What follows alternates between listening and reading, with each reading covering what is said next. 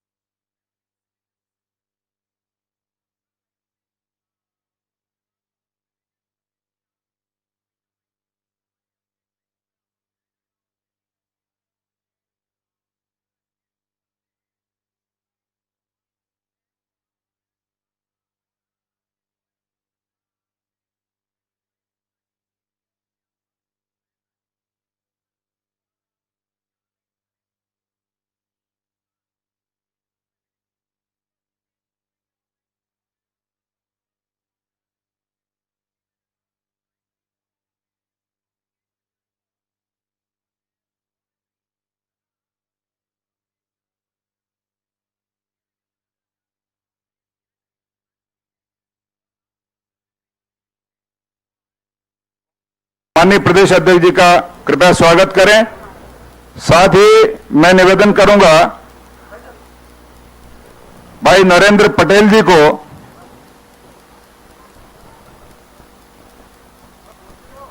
वो आए और माननीय मुख्यमंत्री जी का स्वागत करें। आदरणीय रामेश्वर शर्मा जी विधायक वो आए और हमारे राष्ट्रीय महामंत्री माननीय कैलाश जी विजयवर्गीय का स्वागत करें। श्री सुमित पचौरी जिला अध्यक्ष भोपाल वो आए और माननीय प्रभात जी झा साहब का स्वागत करें।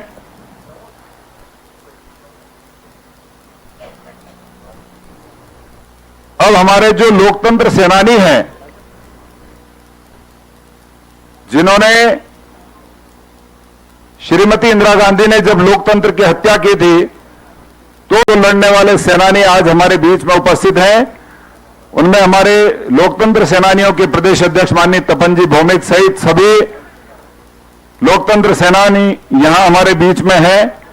मैं उनके स्वागत के लिए निवेदन कर रहा हूं माननीय प्रदेश अध्यक्ष जी से, माननीय मुख्यमंत्री जी से, माननीय कैलाश विजयवर्गीय जी से और माननीय प्रभात जी झा साहब से वो पधारें और हमारे सभी लोकतंत्र सेनानियों का पुष्प वर्षा कर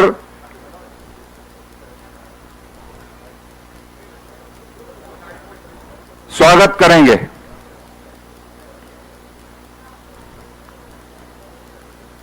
मित्रों, हम कल्पना कर सकते हैं कि जिस समय लोकतंत्र की हत्या की गई उस समय संसाधन नहीं थे, व्यवस्थाएं नहीं थी, इसके बाद भी लोकतंत्र के प्रति जो उनकी निष्ठा है, लोकतंत्र के प्रति उनकी श्रद्धा है, देश के प्रति जो उनकी श्रद्धा है, उस लड़ाई को उन्होंने जिस दमदारी से लड़ा और उसी का परिणाम यह हुआ कि 1977 में लोकतंत्र बहाल हुआ और लोकतंत्र की बहाली के बाद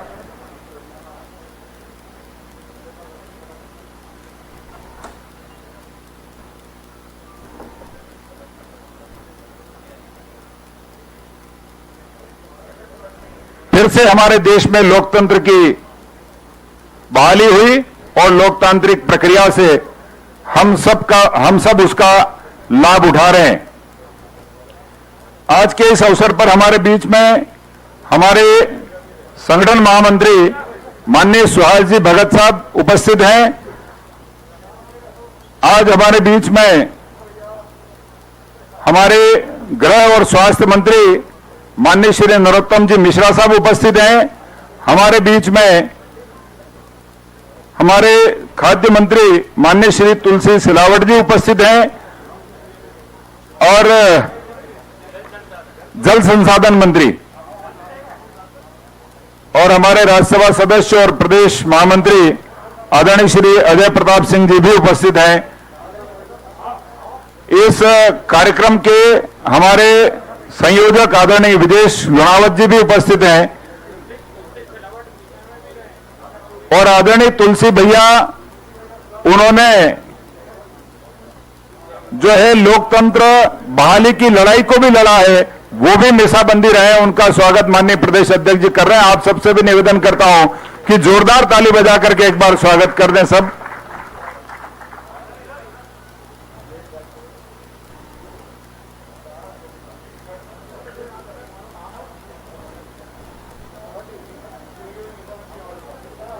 मित्रों, हम सबके लिए वास्तव में बहुत ही, हमारे सब लोकतंत्र सेनानियों का जो जीवन है वो बहुत ही प्रेरणास्पद है कि लोकतंत्र के लिए किस तरीके से लड़ा जाता है। संसाधनों का अभाव होने के बाद भी, गहरी प्रताड़ना मिलने के बाद भी जिस तरीके से उन्होंने लोकतंत्र की लड़ाई को लड़ा है वो वास्तव में हमारी नई पीढ़ी के लिए प्रेरणा है। ऐसे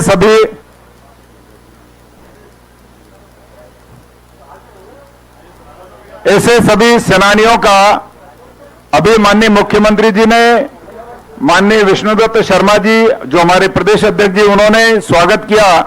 और एक और मंच पर भी हमारे मिसाबंदी है। माननीय मुख्यमंत्री जी जब वो 11th में थे उसी समय उनको मिसा में निरुद्ध कर दिया गया था। उनका स्वागत जो हमारे मिसाबंदी संघ के अध्यक्ष माननीय तपन जी भौमिक करेंगे। मैं उनसे निवेदन कर रहा हूं कि वो माननीय मुख्यमंत्री जी का स्वागत करें।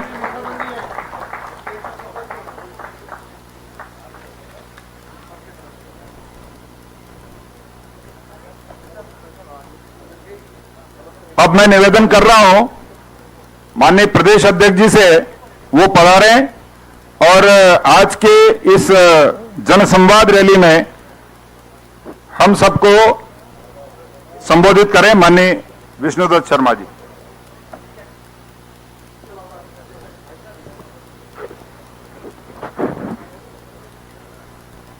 बोलिए भारत माता की, भारत माता की। मध्य प्रदेश की आज इस जनसंवाद रैली में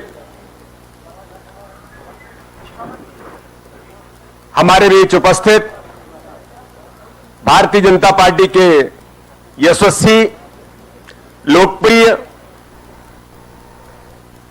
ऐसे राष्ट्रीय अध्यक्ष आदरणीय जेपी नड्डा जी,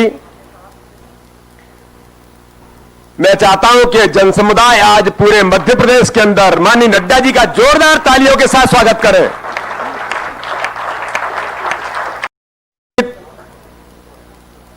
केंद्रीय मंत्री मध्य प्रदेश के हमारे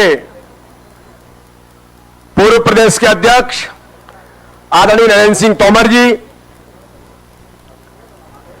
भारतीय जनता पार्टी के हमारे वरिष्ठ नेता केंद्रीय मंत्री आदरणीय थावरचंद गहलोत जी,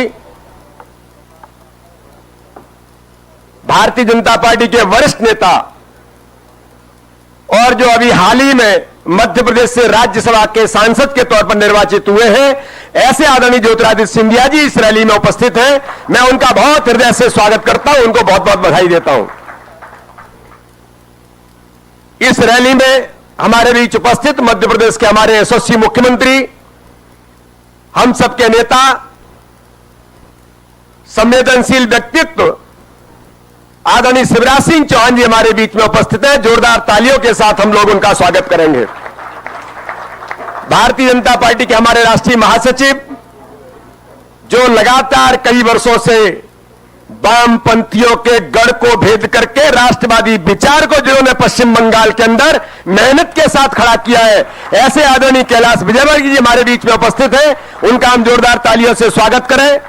हमारे प्रखर चिंतक, राष्ट्रीय उपाध्यक्ष, मध्य प्रदेश के पूर्व अध्यक्ष, जो लगातार अपनी लेखनी से इस पूरे देश के अंदर जिनकी पहचान है, ऐसे आदरणीय प्रभात झा जी हमारे बीच में उपस्थित हैं। मैं जोरदार तालियों से चाहूंगा कि उनका हम सब लोग स्वागत करें। हमारे संगठन महामंत्री आदरणीय सुहास जी इस रैली में उपस्थित हैं। मध्य प्रदेश सरकार के हमारे यशस्वी मंत्री, मध्य प्रदेश के गृह और स्वास्थ्य मंत्री आदरणीय नरोत्तम जी उपस्थित हैं।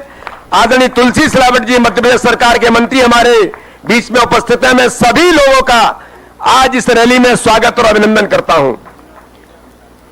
बहन मीना सिंह जी हमारी मध्य प्रदेश की मंत्री है, वो यहां पर उपस्थित हैं, इसलिए उनका भी इस रैली में बहुत हृदय से स्वागत है।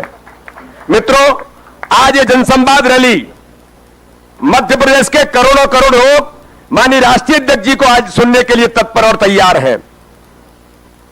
आज का जो दिन है ये 25 जून हम सब लोगों के लिए इस पूरे देश नहीं दुनिया के इतिहास में लोगों ने इस बात को जानने का प्रयास किया है कि ये जो 25 जून है इस 25 जून को इस देश के अंदर वो काला दिन है जिस काले दिन के तौर पर देश के अंदर इमरजेंसी लगा करके देश के अंदर आपातकाल घोषित कर दिया गया था। और उस आपातकाल के दौरान लोगों की उस आजादी को समाप्त इस देश के अंदर किया गया। लोकतंत्र की हत्या इस देश के अंदर की गई।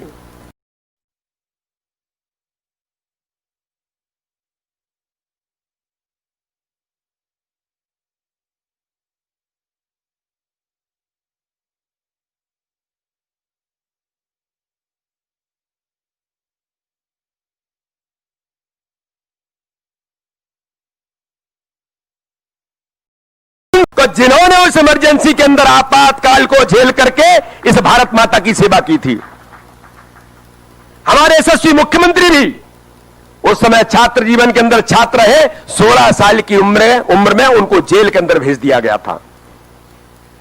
वो काला दिन जिसके कारण से देश के आपातकाल में लोगों को झोंक दिया गया। अगर कोई प्रभात जी झा उसमें ग्वालियर के अंदर विद्यार्थी के तौर पर थे, कैलाश जी उसमें विद्यार्थी के तौर पर थे, ऐसे सारे लोग अगर किसी ने लेखनी लिखने का भी प्रयास किया तो उसकी लेखनी को भी कलम तोड़ करके जेल के अंदर डाल दिया गया। इस देश के अंदर आपातकाल घोषित करने का काम किसी और ने नहीं, कांग्रेस के नेतृत्व ने, वो तानाशाह नेतृत्व इंदिरा गांधी के तौर पर देश के अंदर था। इंदिरा गांधी ने इस देश के अंदर आपातकाल लगा करके इस देश को उस इमरजेंसी के अंदर झोंक दिया गया था। मित्रों, आज माननीय राष्ट्रीय अध्यक्ष जी हम सबको अपनी बात के माध्यम से संबोधित करेंगे। 1947 में देश आजाद हो गया, लेकिन आजाद होने के बाद जिस बात का मैंने उल्लेख किया कि दूसरी आजादी इस देश के अंदर, कि देश आजाद तो हो गया था, अंग्रेज तो चले गए थे, लेकिन अंग्रेजी मानसिकता देश के अंदर बची थी। अंग्रेजी मानसिकता के लोग देश के अंदर बचे थे। उनके लिए इस देश के अंदर संघर्ष प्रारंभ जब हुआ था, जो बैठे हुए यहां पर हमारे इमरजेंसी के वो लोग योद्धा हैं जिन्होंने उस देश के अंदर कहा कि देश आजाद तो हो गया है, लेकिन पूर्ण आजादी चाहने के लिए देश के अंदर अंग्रेजी मानसिकता को ही समाप्त करना पड़ेगा। और उस अंग्रेजी मानसिकता को समाप्त करने के आंदोलन को समाप्त करने के लिए देश के अंदर आपातकाल लगा करके उस आवाज को बंद करने का काम कांग्रेस के नेतृत्व ने उस समय 1975 के अंदर किया। लेकिन मित्रों, बड़ा दुर्भाग्य है इस देश का, एक ही परिवार लगातार इस देश के अंदर इस काम के लिए वो अपना काम करते रहे और कांग्रेस पार्टी का नेतृत्व करते हुए लगातार इस देश के अंदर भूमिका उनकी बनी रही कि इस देश के अंदर जिसने भी कभी देशभक्ति और समाज की बात करने का प्रयास किया, तो आज भी दुर्भाग्य है कि वही कांग्रेस का नेतृत्व, वही परिवार जो लगातार वर्षों से इस देश के अंदर एक परिवार के साथ रह करके इस देश के अंदर एक राजनीतिक दल पर अपना वर्चस्व बना करके इस देश को गुमराह करने का प्रयास करते रहे हैं। आज भी हम सब लोग देखते हैं कि जिसने भी कभी इस देश के अंदर देशभक्ति की बात करने का प्रयास किया, तो आज भी कांग्रेस का वो नेतृत्व जो बैठा हुआ है वो लगातार आज भी प्रश्न चिन्ह लगाने का काम करता है।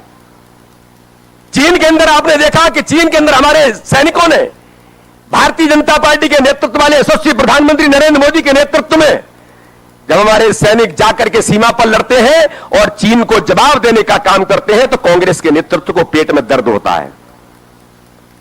सर्जिकल स्ट्राइक होती है, एयर स्ट्राइक जब होती है और पाकिस्तान को जाकर के हमारे सैनिक जवाब देने के लिए जाते हैं और भारत के माथे को, मस्तक को ऊंचा करके हमारे सैनिक भारत का नाम रोशन करते हैं, तो कांग्रेस पूछती है कि इसके तथ्य और साक्ष्य क्या हैं।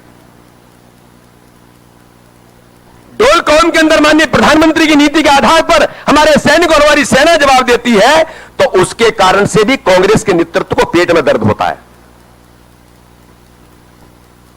राहुल गांधी ने, आप सबने देखा कि देश के हमारे प्रधानमंत्री, यशस्वी प्रधानमंत्री, शक्तिशाली, ताकतवर देश का नेतृत्व, जिसने तय कर दिया कि चाहे पाकिस्तान की सीमाएं होंगी, बांग्लादेश की सीमाएं होंगी या चाइना की सीमाएं होंगी, सीमा पर हमारे सैनिकों को, हमारे काम करने वाले उन नौजवानों को संपूर्ण अधिकार होंगे और सेना को संपूर्ण अधिकार देकर के ताकतवर बनाने का काम देश के यशस्वी प्रधानमंत्री नरेंद्र मोदी करते हैं और चाइना को जवाब देने का काम हमारी सेना करती है। तो उसके बारे में भी राहुल गांधी ये कहते हैं कि तो सरेंडर प्रधानमंत्री हैं। दुर्भाग्य इस देश का। अरे सरेंडर तो तुम्हारे परिवार और पूर्वजों ने इस देश के अंदर, चाहे 1962 में चाइना के अंदर रहा हो या पाकिस्तान के अंदर हमारी फौज ने 93,000 सैनिकों को जो बंदी बना करके भारत के अंदर लाके खड़ा कर दिया था, उनको भी छोड़ने का काम आपके नेतृत्व ने किया था। मोदी जी अगर होते तो 93,000 बंदी बना करके पाकिस्तान नहीं होता, भारत का अभिन्न हिस्सा बनकर के खड़ा होता। मित्रों, इस बात का उल्लेख आज मुझे इसलिए करने की आवश्यकता लग रही है कि वो 25 जून का इतिहास आज भी वो तत्व इस कांग्रेस के नेतृत्व में उनके खून के अंदर है। और दुर्भाग्य इस बात का कि कांग्रेस का नेतृत्व, देश के यशस्वी प्रधानमंत्री, दुनिया के अंदर लोग कह रहे हैं, भारत का सर्वे होता है, सर्वे कहता है कि आज तक का सबसे प्रभावशाली और जिसकी स्वीकारोक्ति पूरे भारत के अंदर सबसे बड़े नेता के तौर पर किसी की है, तो 2 दिन पहले सर्वे आता है कि देश के यशस्वी प्रधानमंत्री नरेंद्र मोदी को भारत की जनता आज भी स्वीकारोक्ति देती है। और आप कहते हैं वो सरेंडर प्रधानमंत्री है। अरे सरेंडर तो तुमने लोगों ने जिस प्रकार से भारत की नीतियों के माध्यम से भारत को गर्त में ले जाने का काम किया था, आज उसका जवाब देश के यशस्वी प्रधानमंत्री ने इस संपूर्ण भारत के अंदर दुनिया के नेतृत्व को दिया है कि भारत का प्रधानमंत्री कैसे सक्षमता के आधार पर और निर्णय लेने की क्षमता जिस प्रधानमंत्री की है कि कोरोना महामारी के संकट में भी दुनिया के देशों ने स्वीकारोक्ति दी। वर्ल्ड हेल्थ ऑर्गेनाइजेशन ने कह दिया कि भारत के नेतृत्व ने जिस प्रकार से कोरोना महामारी के संकट से निपटा है, उसके कारण भारत आज संक्रमित होने से बचा है। इसलिए मित्रों, 1 साल का हमारा माननीय प्रधानमंत्री जी के नेतृत्व में पिछले 5 साल का कार्यकाल और 1 साल का जो कार्यकाल हमारा अभी 30 जून को पूरा हुआ है, 30 मई को जो पूरा हुआ है मित्रों, इस दिशा में मैं आज केवल 1-2 बात कहकर के अपनी बात समाप्त करूंगा कि माननीय प्रधानमंत्री ने इस देश को भ्रष्टाचार मुक्त शासन देने का काम पिछले 5 वर्ष के अंदर अपने प्रयासों से किया है। इस देश के अंदर माननीय प्रधानमंत्री ने भ्रष्टाचार को समाप्त करने के लिए जो भूमिका देश के अंदर निभाई, केवल नारा नहीं दिया। जनधन अकाउंट के माध्यम से गरीबों तक, जो देश अपने देश के एक प्रधानमंत्री कहते थे कि 1 पैसे में से 15 पैसे पहुंचते हैं, 85 भ्रष्टाचार में चला जाता है, उस बात का जवाब देने का काम देश के प्रधानमंत्री ने जनधन अकाउंट खोल करके हर गरीब के खाते में जो पैसा अगर केंद्र से चलता है तो उसके खाते में उस तक पहुंचने का प्रयास होगा। इसको सफलतापूर्वक इस देश के अंदर एक पूरे योजनाओं के माध्यम से कैसे हम भ्रष्टाचार मुक्त भारत बना सकते हैं, यह कल्पना नहीं, इसको साकार करके माननीय प्रधानमंत्री ने दिखाया है। गरीबों के जीवन स्तर को ऊंचा उठाना, पंडित दीनदयाल उपाध्याय के विचार को जमीन पर उतारने का काम उज्ज्वला योजना के माध्यम से होगा या प्रधानमंत्री आवास योजना के माध्यम से गरीबों के हितों के लिए काम करने की बात रही होगी। और मित्रों, इस 1 वर्ष के अंदर माननीय प्रधानमंत्री ने भारत का स्वाभिमान कैसे जागृत होगा, भारत के मान और सम्मान कैसे दुनिया के अंदर हम उसको एक भारत माता के मस्तक को ऊंचा करने का हम प्रयास करेंगे कि धारा 370 जिसके बारे में कहा जाता था कि ये तो कभी समाप्त हो नहीं सकती। एक देश में 2 विधान, 2 प्रधान, 2 निशान। 2 दिन पहले हमने डॉक्टर श्यामा प्रसाद मुखर्जी की पुण्यतिथि के अवसर पर इसका संकल्प लोग पूरे देश के अंदर हमारे कार्यकर्ताओं और पूरे देश के करोड़ों लोगों ने लिया है कि जो डॉक्टर श्यामा प्रसाद मुखर्जी ने संकल्प लेकर के जिसके लिए बलिदान किया था, आज हमको गर्व है इन करोड़ों भारतीय जनता पार्टी के मध्य प्रदेश के कार्यकर्ताओं को कि माननीय प्रधानमंत्री नरेंद्र मोदी जी ने डॉक्टर श्यामा प्रसाद मुखर्जी के संकल्प को जिसके लिए उन्होंने बलिदान किया था, उस बलिदान को पूरा करने का काम और संकल्प को सिद्धि में बदलने का काम देश के यशस्वी प्रधानमंत्री नरेंद्र मोदी ने संसद के अंदर किया है, देश के यशस्वी गृह मंत्री अमित शाह जी ने किया है। इसलिए मित्रों, भारत के मान और सम्मान को आगे ले जाने का काम भारत के अंदर किस प्रकार से हम धारा 370 से लेकर के राम जन्मभूमि के मुद्दे को सुप्रीम कोर्ट के माध्यम से माननीय नरेंद्र मोदी जी के नेतृत्व में भारत के नहीं दुनिया के करोड़ों करोड़ लोगों के आस्था के प्रश्न को आज राम मंदिर का भव्य निर्माण ट्रस्ट बना करके जो प्रारंभ हुआ है, ये करोड़ों करोड़ों लोगों के जीवन के अंदर जो उनके आस्था का केंद्र था, आज उसके प्रति मान और सम्मान बढ़ाने का काम देश के यशस्वी प्रधानमंत्री ने इस देश के अंदर किया है। इसलिए आज इस अवसर पर इस रैली में केवल इतनी बात कह करके, एक सक्षम नेतृत्व जब देश के अंदर आता है, सक्षम नेतृत्व जब सत्ता को संभाल करके आगे बढ़ता है और उसकी नीतियां, उसका संकल्प जब सार्थक तौर पर सबके सामने पूरे देश के अंदर उन्होंने संकल्प लेकर के वो आगे बढ़ते हैं कि इस देश के अंदर भारत को हम दुनिया के एक उस पैमाने पर ले जा करके खड़ा करेंगे जो स्वामी विवेकानंद ने कभी कल्पना की थी कि भारत दुनिया का सिरमौर बन करके खड़ा होगा।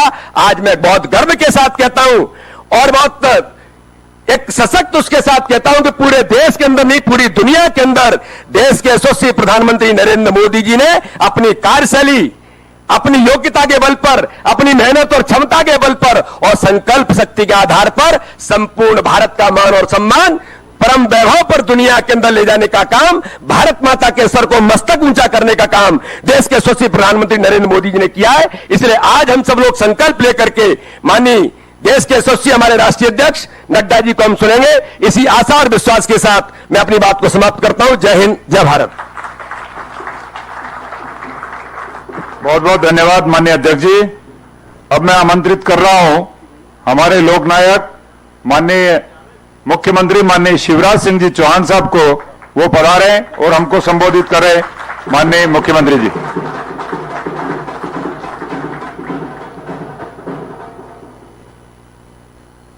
भारतीय जनता पार्टी के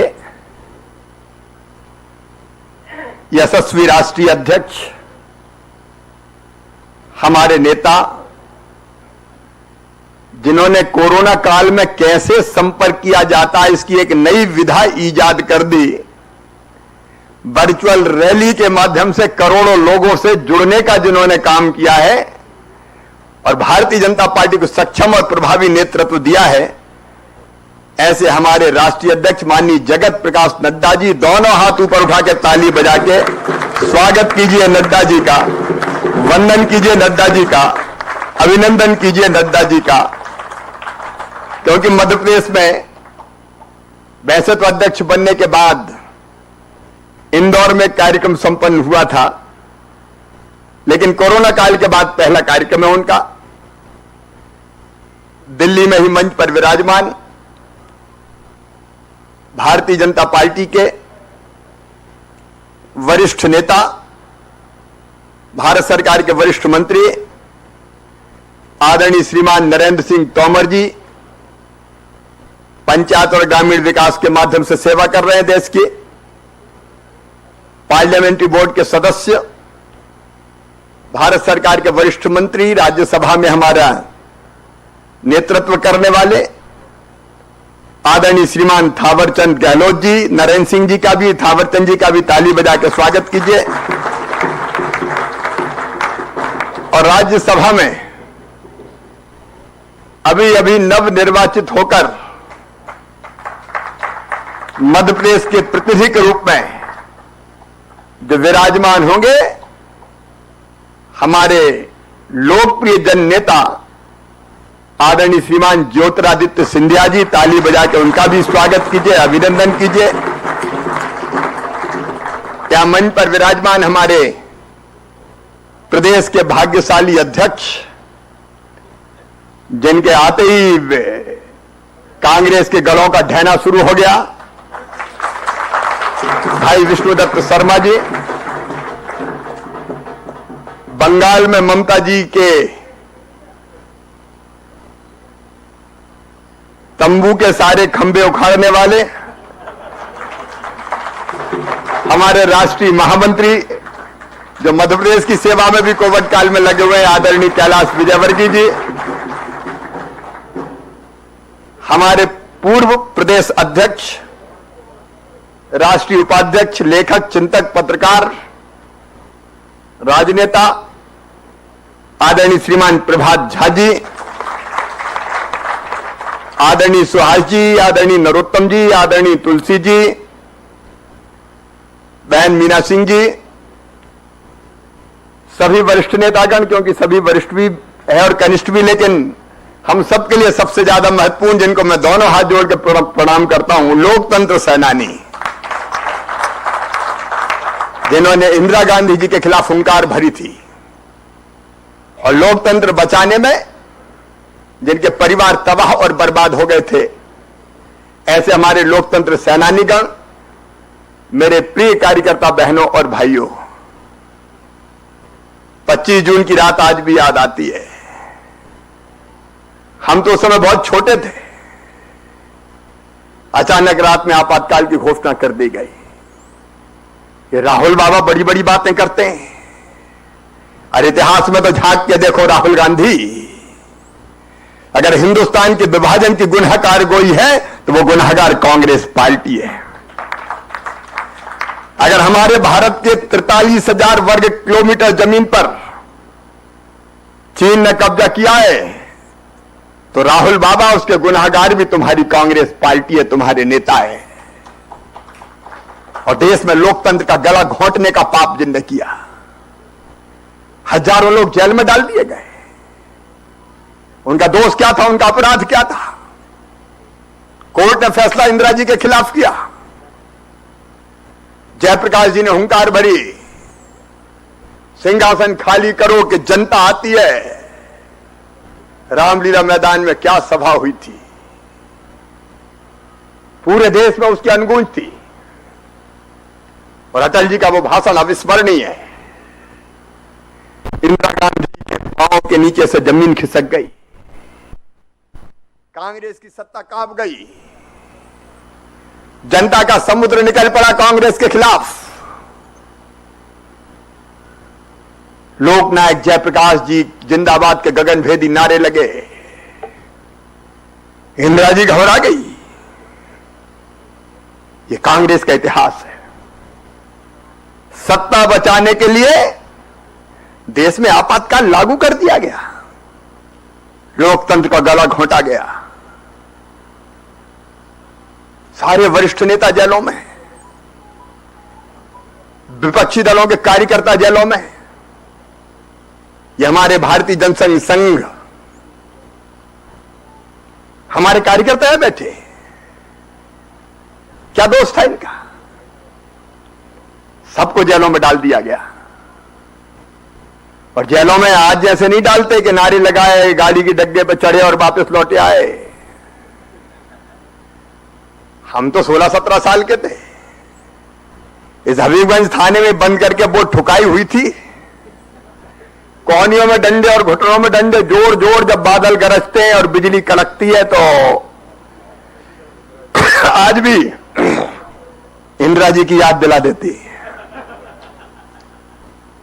छोटे छोटे मासूमों को जेल में ठूस दिया गया। इस कहानी में जाऊंगा तो घंटों लग जाएंगे। विभीषण सिंह जी जैसे हमारे वरिष्ठ यहां बैठे हैं। हमारे हसमत बारसी का क्या कसूर था? जनसंघ के कार्यकर्ता थे, जेल में बंद थे, बीमार हुए, तड़पते रहे, हम चिल्लाते रहे अस्पताल ले जाओ, अस्पताल ले जाओ। लेकिन उस समय की उस सरकार ने, पत्थर दिल सरकार, तड़प तड़प के भोपाल जेल में दम तोड़ दिया हसमत बारसी ने। एक नहीं अनेकों कार्यकर्ता जिनके घर और परिवार तबाह और बर्बाद हो गए, काम धंधे व्यवसाय ठप हो गए, परिवार तोड़ दिए गए। लेकिन लोकतंत्र बचाने की खातिर जिन्होंने सर्वोच्च बलिदान दिया, हमारी राजमाता जी जेल में थी, अटल जी, अडवाणी जी, राजमाता जी ग्वालियर जेल में। और उनको अपराधी, पहले ग्वालियर गई थी, पहले ग्वालियर बाद में तिहाड़ में, और उनको रखा गया अपराधियों के साथ, अपराधी महिलाओं के साथ। ऐसा अन्याय कोई करता है? काहे कि कांग्रेस, इस कांग्रेस के इतिहास ही अपराध और पापों से भरा हुआ है। लोकतंत्र के हत्यारों, आज तुम उंगली उठाते हो मोदी जी की तरफ। नरेंद्र मोदी भारत को भगवान का वरदान है। नरेंद्र मोदी देश का मान और सम्मान है। आज पूरी दुनिया जिनकी तरफ चमत्कृत होकर देखती है, उन पर उंगली उठाने के पहले सोच लिया करो। अपनी पार्टी के पाप तो देख लो तुम। सत्ता में जब जब आए भ्रष्टाचार के नित नए रिकॉर्ड खड़े कर दिए। मध्य प्रदेश में तो 1.25 साल में ही गजब कर दिया। वल्लभ भवन को दलालों का अड्डा बना दिया, वादे नहीं निभाए, वचन पूरे नहीं किए। एक मुख्यमंत्री सामने दिखता था मुखौटा, दूसरा पीछे था। अब असली कौन था, नकली कौन था? नकली चेहरा सामने आए, असली सूरज छुपी रहे। और आज फिर भैया दांव पेच खेल के फूल सिंह बरैया को पीछे धकेल के और फिर राज्यसभा में पहुंच गया। ज्योतिरादित्य जी का मैं अभिनंदन करता हूं। सही समय पर सही कदम उठा के मध्य प्रदेश को तबाही और बर्बादी से बचा लिया। 5 साल में खा जाती है मध्य प्रदेश को। आज माननीय नड्डा जी को हम सुनेंगे, इसलिए विस्तार में नहीं जा रहा। मध्य प्रदेश का विकास तुमने ठप्प कर दिया, योजनाएं बंद कर दी, बेटियों के कन्यादान तक के पैसे खा गए, गरीबों के कफन के 5,000 तुम खा गए। और आज बात करते हैं कांग्रेस के लोग। ये कोरोना काल माननीय अध्यक्ष जी, जब हमने सत्ता संभाली पार्टी के आदेश से, रात में 10 बजे जब मैं वल्लभ भवन गया 9 बजे शपथ ग्रहण करके, तो एक बैठक उस मुख्यमंत्री ने कोरोना से निपटने के लिए नहीं की थी। टेस्टिंग लैब नहीं थी। हाँ, बैठक जरूर कर रहे थे कैलाश जी, और वो भी इंदौर में आईफा के लिए। सलमान खान और कैटरीना, कौन सी कैटरीना का है, जैकलीन कोई। अब वो बैठक का समय था तुम्हारे पास। मध्य प्रदेश को कोरोना से बचाने का समय नहीं था। अगर ये कमलनाथ और कांग्रेस होती तो मध्य प्रदेश तबाह और बर्बाद हो जाता। इंदौर में फैल चुका था, कैलाश जी दिन और रात लगे रहे। हमारे विष्णुदत्त शर्मा अध्यक्ष जी, आज मैं आपका अभिनंदन करना चाहता हूं। सुहाल जी, पार्टी ने कोरोना काल में जनता की जो सेवा की है वो अद्भुत है, अभूतपूर्व है। माननीय नड्डा जी का जब मैं मुख्यमंत्री बना 1 लैब थी, आज 26 लैब, हजारों टेस्ट रोज हम कर रहे हैं। और आज मैं अपने राष्ट्रीय अध्यक्ष जी को विश्वास दिलाना चाहता हूं, कोरोना को पूरी तरह से कंट्रोल करके रखा है मध्य प्रदेश ने, पूरी तरह से कंट्रोल। 2300-2400 से ज्यादा एक्टिव केस नहीं है। अस्पताल, स्वास्थ्य विभाग का सुदृढ़ीकरण, सारे जरूरी उपकरणों का इंतजाम सब भारतीय जनता पार्टी की सरकार ने किया। और उस दौरान जब संकट के समय ये दादा कमलनाथ तो कहते थे पैसा ही नहीं है, पैसा ही नहीं है। कोई भी कुछ मांगने जाए पैसा ही नहीं है, खजाना खाली है। लेकिन 38,000 करोड़ रुपया अलग अलग योजनाओं के तहत अगर जनता के खाते में डाला तो भारतीय जनता पार्टी की सरकार ने डाला, हमने डाला।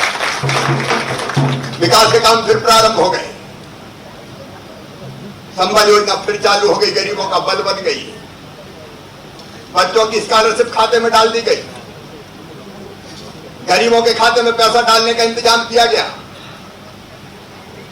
नरेंद्र सिंह तोमर जी बैठे हैं यहां, नरेंद्र सिंह तोमर जी यहां बैठे हैं।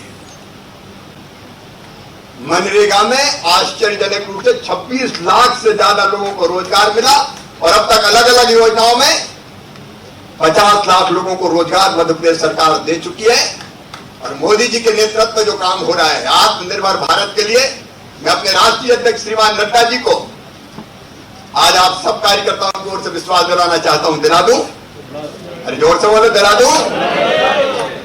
माननीय नड्डा जी, आत्मनिर्भर भारत के प्रधानमंत्री जी और आपके संकल्प को मध्य प्रदेश में भारतीय जनता पार्टी के कार्यकर्ता और सरकार पूरा करके दिखाएगी। सरकार और जनता कार्यकर्ता साथ मिलकर काम करेंगे।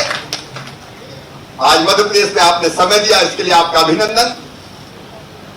और अब विस्तार से हम आपको सुनेंगे। बहुत बहुत धन्यवाद।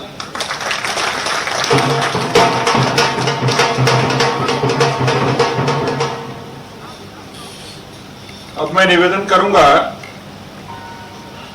हमारे पंचायत और ग्रामीण विकास मंत्री और कृषि मंत्री माननीय नरेंद्र सिंह जी तोमर साहब से कि आज मध्य प्रदेश की जनसंवाद रैली है और इस उपलक्ष्य में माननीय राष्ट्रीय अध्यक्ष जी को प्रतीक चिन्ह भेंट करेंगे।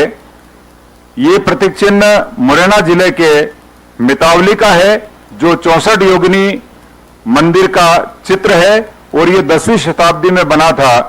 लुटियन जब दिल्ली का विकास करने की संभावनाएं खोज रहे थे तो उन्होंने वहां भ्रमण किया और उसी आधार पर हमारे देश का लोकसभा का संसद का भवन निर्मित हुआ है। उसका चित्र माननीय तोमर साहब माननीय राष्ट्रीय अध्यक्ष जी को भेंट कर रहे हैं।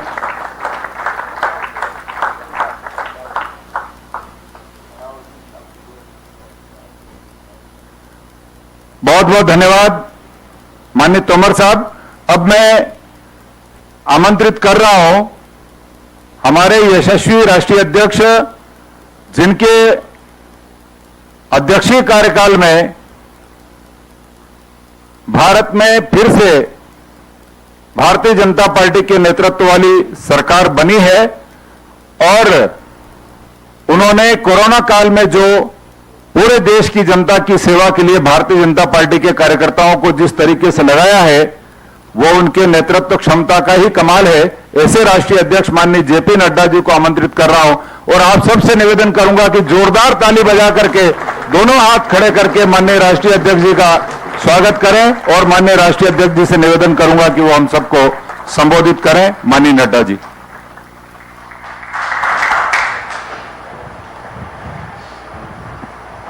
आज के इस वर्चुअल रैली में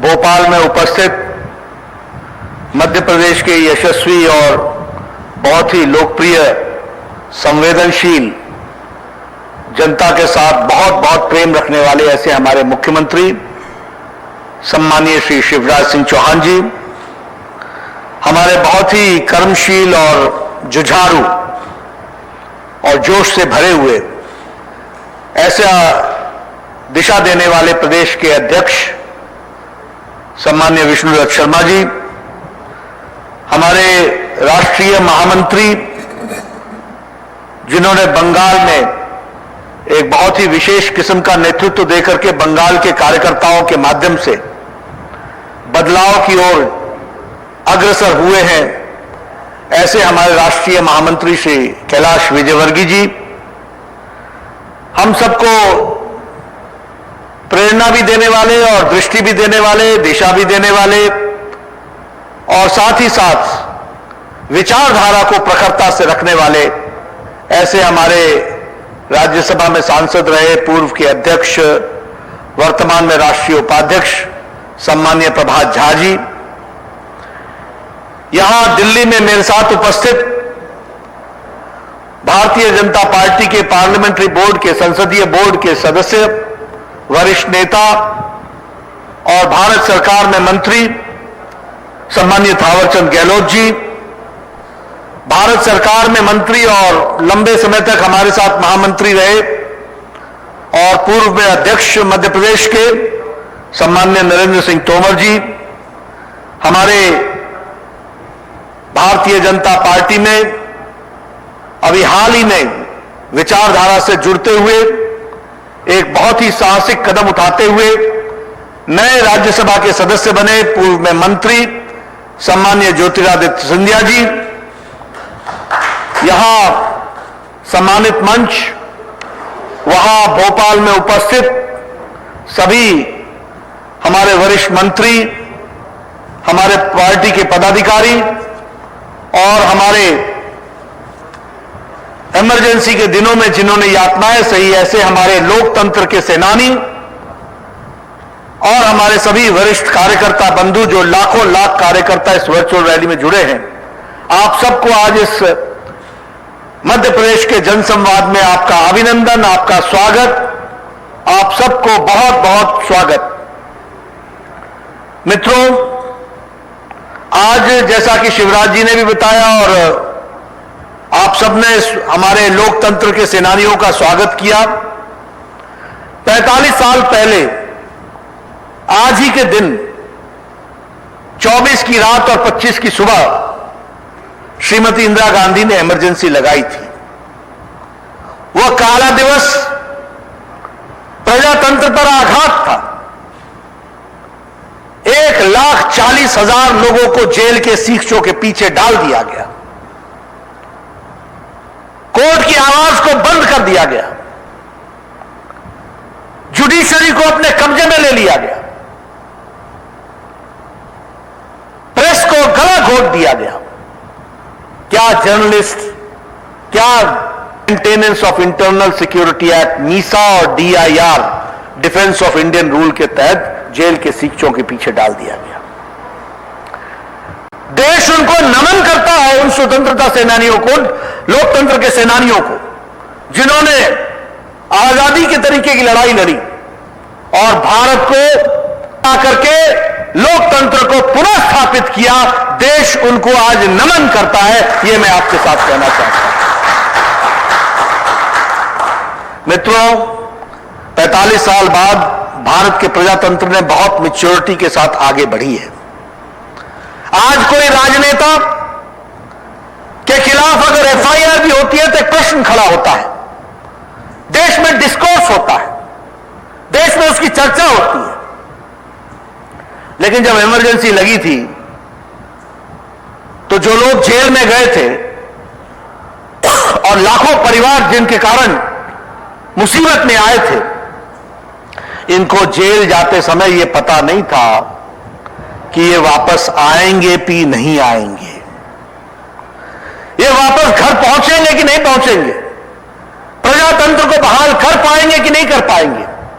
आप सोचिए उनकी ताकत, आप सोचिए उनका वैचारिक कमिटमेंट, आप सोचिए उनकी वैचारिक प्रतिबद्धता, जिन्होंने हर विपरीत परिस्थिति में अपने आप को 1 महीना नहीं, 2 महीना नहीं, किसी ने 20 महीने, किसी ने 21 महीने और किसी ने तो 22 महीने जेल की सीखचों के पीछे रह करके प्रजातंत्र की आवाज को मजबूत किया। इनको देश आज पुनः नमन करता है, यह मैं आपके साथ कहना चाहता हूं। मित्रों, आज हम गलवान घाटी में भी जो हमारे जवान जो देश की रक्षा करते करते शहादत दी है, उनको भी हम सब लोग मिलकर के श्रद्धा सुमन और श्रद्धांजलि देते हैं। उनके परिवार को ताकत मिले कि इस दुख को सह सके, और साथ ही साथ मैं यह भी कहना चाहता हूं कि यह उनके परिवार के सपूत नहीं, यह देश के सपूत थे और देश सारा उनके परिवार के साथ खड़ा है, यह मैं उनको विश्वास दिलाना चाहता हूं। आज हम कोरोना वायरस के साए में इस जनसभा को कर रहे हैं, इस जनसंवाद को कर रहे हैं, इस वर्चुअल रैली को कर रहे हैं।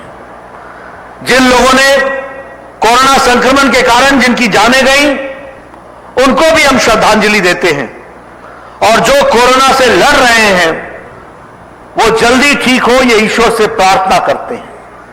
और साथ ही साथ इस महामारी से लड़ने वाले हमारे corona warriors, doctors, paramedics, staff nurse, सफाई कर्मचारी, पुलिस के अधिकारी पिछले 3.5 साढ़े 3 महीने से दिन रात एक करके मानवता की सेवा कर रहे हैं, उनका भी हम हौसला अफजाई करते हैं, उनको भी हम बहुत बहुत साधुवाद देते हैं, जिन्होंने अपने जान को जोखिम में डाल करके इस कार्य को लेकर के मानवता की सेवा की है।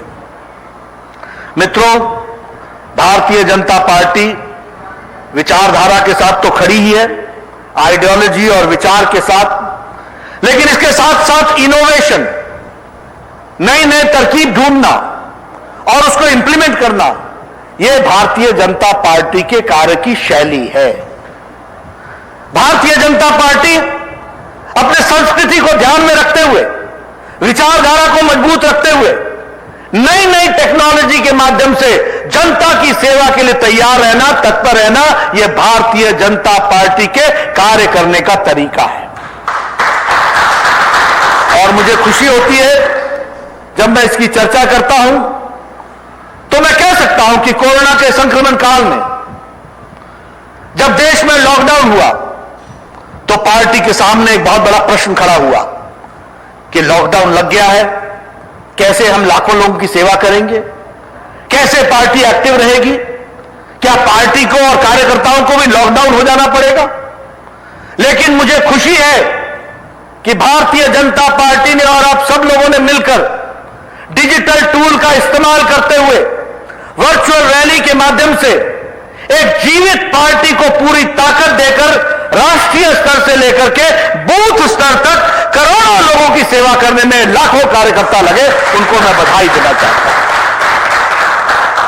और ये मैं कहने के लिए नहीं कह रहा हूं, लगभग 5000 से ज्यादा वीडियो कॉन्फ्रेंस के माध्यम से हमारे प्रदेश अध्यक्षों ने, हमारे प्रदेश के महामंत्रियों ने, हमारे प्रदेश के संगठन मंत्रियों ने, हमारे जिला के अध्यक्षों ने बूथ तक के कार्यकर्ताओं को इस वर्चुअल रैली से जोड़कर पार्टी को एक्टिवेटेड रखा है।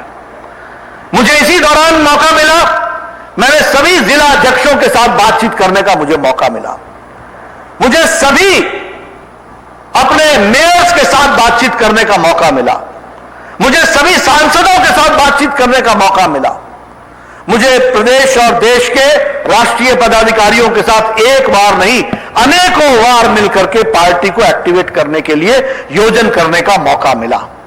मुझे खुशी है कि हम ये संतोष कर सकते हैं कि इस संक्रमण काल में लगभग 8 से 9 लाख कार्यकर्ताओं ने 19 करोड़ फूड पैकेज जरूरतमंदों तक पहुंचाया। यह भारतीय जनता पार्टी ने रिकॉर्ड स्थापित किया। 5 करोड़ लोगों को राशन पहुंचाया, 5 करोड़ लोगों को राशन पहुंचाया। और यह राशन 10 दिन का राशन, 20 दिन का राशन, 1 महीने का राशन पहुंचाया। मास्क, फेस मास्क उस समय भारत में उपलब्ध नहीं हो रहा था। हमारी महिला मंडल ने, हमारे महिला मोर्चा ने, हमारे सेल्फ हेल्प ग्रुप ने, हमारे रैली की ताकत, राजस्थान को मैंने 3 दिन पहले संबोधित किया, जुड़ने वालों की संख्या 70 लाख थी।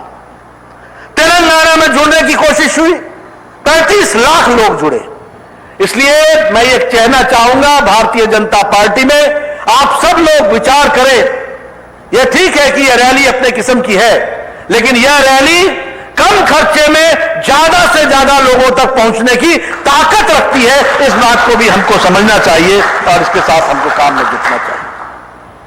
मित्रों, हम प्रधानमंत्री जी के नेतृत्व में 6 साल पूरे होने पर और 6ठे साल के गतिविधियों के बारे में चर्चा करने के लिए एकत्र हुए।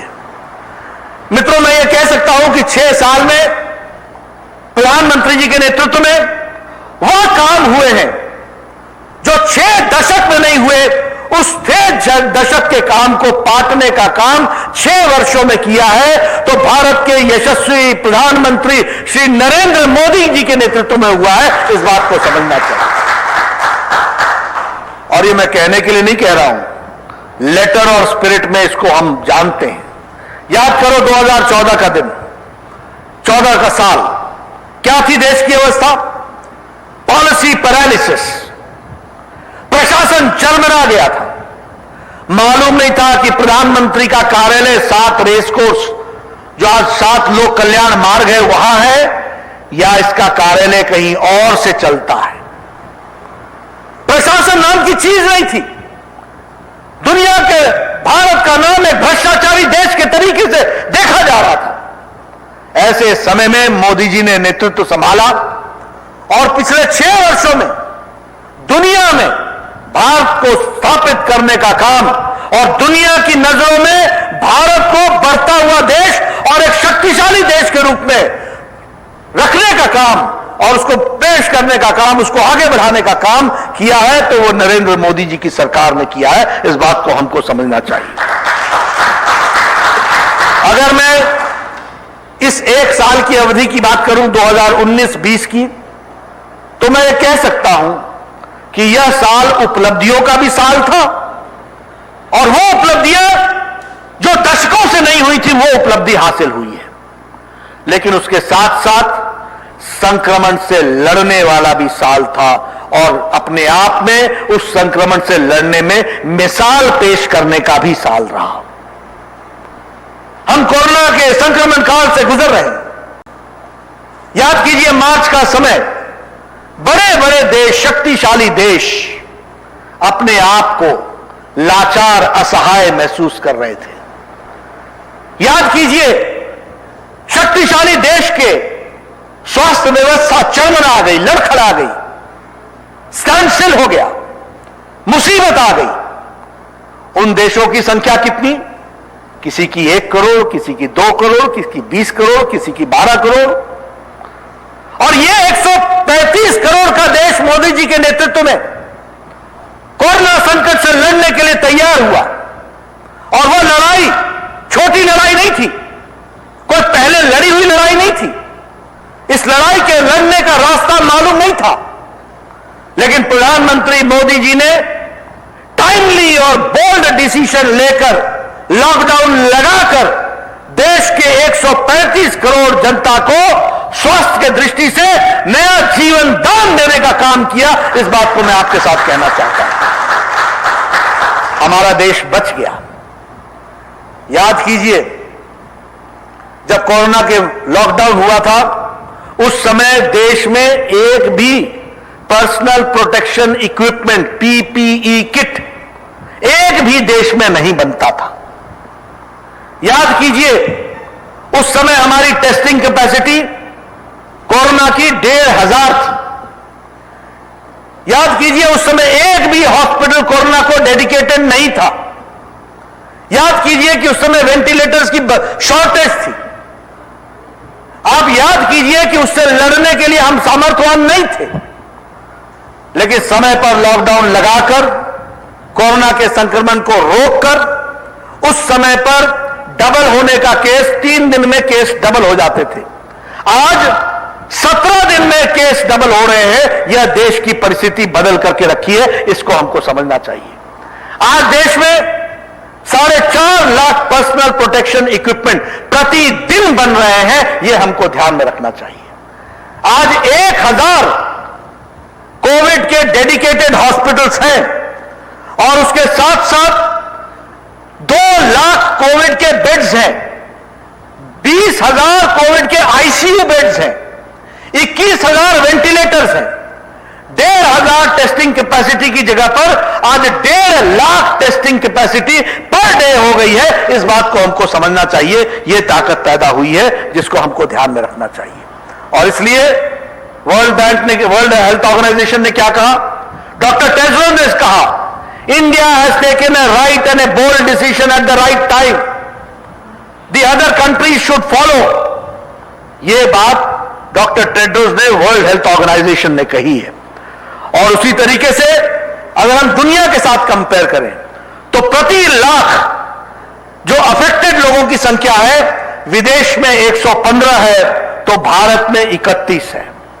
अगर हम बात करें डेथ्स की तो 6 डेथ्स पर लाख हो रही है दुनिया में और हमारे यहां 1 डेथ हो रही है पर लाख दुनिया में। इस बात को भी हमको समझना चाहिए।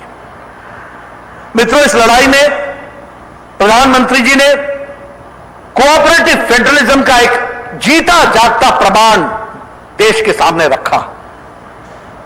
इसी कोरोना के संक्रमण में जो यूपीए काल में एक भी मुख्यमंत्री प्रधानमंत्री की बैठकों में हाजिर नहीं होता था, प्रधानमंत्री जी ने 6 बार सभी मुख्यमंत्रियों के साथ बैठक की, कोरोना के बारे में डिटेल में चर्चा की, उनकी तकलीफों को जाना, उनकी समस्याओं को समझा और एक लड़ी में पिरोते हुए सारे देश को कोरोना से लड़ने के लिए तैयार किया। यह कोऑपरेटिव फेडरलिज्म का तरीका दिखाया, यह कोऑपरेटिव फेडरलिज्म का नमूना दिखाया। यह हम आपके सामने बताना चाहते हैं। और उसमें हम यह भी आपको बताना चाहते हैं कि हर मुख्यमंत्री की अपनी समस्या हो सकती है, हर मुख्यमंत्री का अपना एजेंडा हो सकता है, हर मुख्यमंत्री का अपना राजनीतिक एजेंडा भी हो सकता है। सबने अपने अपने एजेंडे रखे भी, लेकिन उसके बावजूद सबको एक लड़ी में पिरो करके चलाने का काम प्रधानमंत्री नरेंद्र मोदी जी ने किया। यही नहीं, देश को जन भागीदारी के साथ भी जोड़ा। ये ताली बजाओ, ये जनता कर्फ्यू, ये दिया जलाओ, ये पुष्प वर्षा, जिस जिसका आह्वान प्रधानमंत्री जी ने किया, जनता कर्फ्यू का आह्वान किया तो बिना एक सिपाही के सारा देश जनता कर्फ्यू में चला गया। अगर थाली बजाओ और ताली बजाओ का आह्वान किया तो सारा देश शाम को 5 बजे अपने घरों से और अपनी खिड़कियों से थाली और ताली बजाकर कोरोना के वॉरियर्स के लिए, कोरोना की लड़ाई लड़ने वाले डॉक्टर्स, पैरामेडिक, स्टाफ नर्स, सफाई कर्मचारी, उनको शाबाशी देने के लिए अपने घर की खिड़कियों से खड़ा होकर के एकजुट देश का प्रदर्शन किया। अगर दिया जलाओ की बात कही गई तो सारा देश अंधकार से उजाले की ओर चलने का संदेश लेकर, कोरोना हारेगा देश जीतेगा, यह मोदी जी का संदेश लेकर के सारा देश खड़ा हो गया, दिया जलाने लगा। यह हमको ध्यान में रखना चाहिए। पुष्प वर्षा के माध्यम से डॉक्टर्स, इंजीनियर्स का हौसला बढ़ाया। यह मैं आपके सामने इसलिए याद दिला रहा हूं, आपने भी टेलीविजन में देखा होगा। लेकिन यह ध्यान में लीजिए कि अगर भारत में लोगों ने ताली और थाली बजाई तो सारा यूरोप ने प्रधानमंत्री मोदी जी के नेतृत्व की बात मानकर उन्होंने भी थाली और ताली बजाकर कोरोना वॉरियर्स को अपना दृष्टि और दिशा देने का काम किया। इसलिए यह नेतृत्व सिर्फ देश को नहीं, दुनिया को भी नेतृत्व देने में सफल रहा, सबल रहा, यह हमको समझना चाहिए। हमें याद होगा 26 मार्च को प्रधानमंत्री जी ने प्रधानमंत्री गरीब कल्याण पैकेज का घोषणा की। जब प्रधानमंत्री ने गरीब कल्याण योजना पैकेज की घोषणा की तो वर्ल्ड हेल्थ ऑर्गेनाइजेशन के डायरेक्टर जनरल ने कहा, this is the way where the prime minister Modi has addressed the health issue, along with health issue he has also addressed the economic issue of the marginal section of the society। जो गरीब लोग हैं, जो marginal section of the society है, उनकी भी चिंता नरेंद्र मोदी जी ने की है, इस बात की चिंता की है। और जब मैं 6 साल की अवधि की बात करता हूं तो देखिए इसका कमाल। जब 2014-15 में जनधन खाते खोलने की बात प्रधानमंत्री कह रहे थे, जिसके बारे में विष्णुदत्त शर्मा जी चर्चा कर रहे थे, और उस समय जब एक प्रधानमंत्री कहते थे कि 1 रुपया भेजता हूं तो 85 पैसे रास्ते में खर्च हो जाते हैं, लोगों तक मिलते नहीं है, लाभार्थी तक मिलते नहीं है, उस समय प्रधानमंत्री ने कहा था कि खातों को आधार से लिंक करो, सीडिंग करो, उसको उसके साथ जोड़ो। और आज संक्रमण काल में आपको जानकर के खुशी होगी कि 20 करोड़ बहनों के खातों में सीधा सीधा 500 रुपए, 500 रुपए और 500 रुपए, 1500 रुपए 20 करोड़ बहनों के हाथों में पहुंचाया गया, उनको बैंक के अकाउंट में पहुंचाया गया। ये हम आपको बताना चाहते हैं। लगभग 8 करोड़ 75 लाख किसान, 8 करोड़ 75 लाख किसान, उनके घरों में 2000 रुपए की प्रथम किस्त पहुंचाई गई।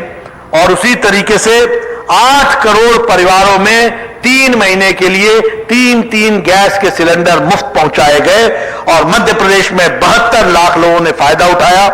जनधन में 1 करोड़ 66 लाख लोगों ने फायदा उठाया। हमारी बहनों के खातों में 500 रुपए पहुंचे।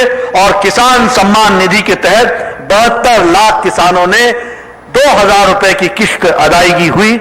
और सबसे बड़ी बात हुई कि 80 करोड़ की जनता को अगले 3 महीने के लिए 5 किलो आटा या चावल और उसके साथ साथ 1 किलो दाल यह देने की व्यवस्था की है। हमारे अपने नरेंद्र तोमर जी बैठे हैं, हमारे थावर जी बैठे हैं। इन दोनों के माध्यम से मोदी जी को मैं बधाई देना चाहता हूं। आपने 80 करोड़ जनता तक यह राशन पहुंचाकर उनके घरों में चूल्हा जलाने का काम किया, संक्रमण काल में खड़ा होने का काम किया, देश को बचाया। इसके लिए आपको मैं बधाई देना चाहता हूं। फिर आत्मनिर्भर पैकेज की बात हुई। अब आत्मनिर्भर पैकेज की जब बात हुई तो भी वर्ल्ड बैंक ने कहा it is the right type of stimulus. तब भी यूएन जनरल असेंबली में कहा गया कि India has given the right type of financial support bye आत्मनिर्भर भारत। और यह आत्मनिर्भर भारत पैकेज नहीं है, यह आत्मनिर्भर भारत आने वाले समय में भारत की दृष्टि और दिशा को बदलने का काम करेगा। यह आत्मनिर्भर भारत है, इसको हमको समझना चाहिए। मित्रों, संक्रमण काल में 3 लाख एमएसएमई को कोलैटरल लोन देकर के उनको इसके साथ खड़ा करते हुए उनकी रोजमर्रा में उनका उद्योग बढ़े, इसका जहां तक आयोजन किया गया है। इस 3 लाख करोड़ रुपए में से 50,000 करोड़ रुपए इस जून महीने में ही खर्च हो गए हैं। लोगों ने उधार उठा लिया है, फ्री कोलैटरल लोन का लाभ उठा लिया है। यह हमको ध्यान में रखना चाहिए। 1 लाख करोड़ रुपए का एग्रीकल्चर इंफ्रास्ट्रक्चर, हमारे यहां पर शिवराज सिंह जी बैठे हैं, किसानों के लिए उन्होंने कितनी बड़ी बड़ी योजनाएं लेके आए, किसानों की तस्वीर बदलने का काम किया। मध्य प्रदेश को one of the most irrigated state बनाने का काम किया। आपने वहां पर पानी घर घर पहुंचाया, गांव गांव पहुंचाया, खेत खेत तक पहुंचाया। आपने वहां की यील्ड बढ़ा दी, आपने बहुत परिवर्तन लाए। लेकिन आपको मैं विश्वास दिलाना चाहता हूं कि इस आत्मनिर्भर पैकेज के माध्यम से जो एग्री इंफ्रास्ट्रक्चर खड़ा होगा उसका लाभ उठाते हुए आप किसानों की तस्वीर मध्य प्रदेश में बदल डालेंगे, यह मुझे विश्वास है। इसको हमको समझना चाहिए। उसी तरीके से 2 लाख हमारे क्रेडिट कार्ड किसान लोगों को, 2.5 करोड़ फार्मर्स को किसान क्रेडिट दिया जाएगा और इसमें कंसेशनल क्रेडिट दिया जाएगा। और उसी तरीके से 5,000 करोड़ रुपए सिर्फ इसलिए रखे गए हैं कि हमारे स्ट्रीट वेंडर, रेडी वाला, फेरी वाला या अपने जीवन की यापिका को चलाने के लिए जो प्रयास करे उसमें उसको सफलता मिले, इस बात का भी उसमें प्रयास किया गया है।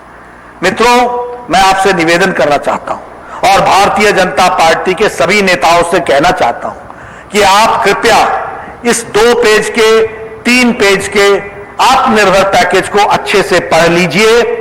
यह रिफॉर्म्स है, इसमें सारे बॉटलनेक्स हटाए गए हैं। तोमर जी ने बहुत मेहनत करके किसानों को किस तरीके से सीधा लाभ पहुंच सकता है, इसका आयोजन इस आत्मनिर्भर पैकेज में किया गया है। यह परिवर्तन लाएगा। इसको आप पढ़ें, समझें और लोगों को भी समझाएं, यह आपसे मैं निवेदन करना चाहता हूं। इसी के साथ साथ प्रधानमंत्री जब ग्लोबल लीडर के रूप में देश को आगे बढ़ाया तो फिर वर्ल्ड हेल्थ ऑर्गेनाइजेशन ने फिर से कहा कि दी methodology of India should be replicated by other countries। इस बात को भी कहा गया।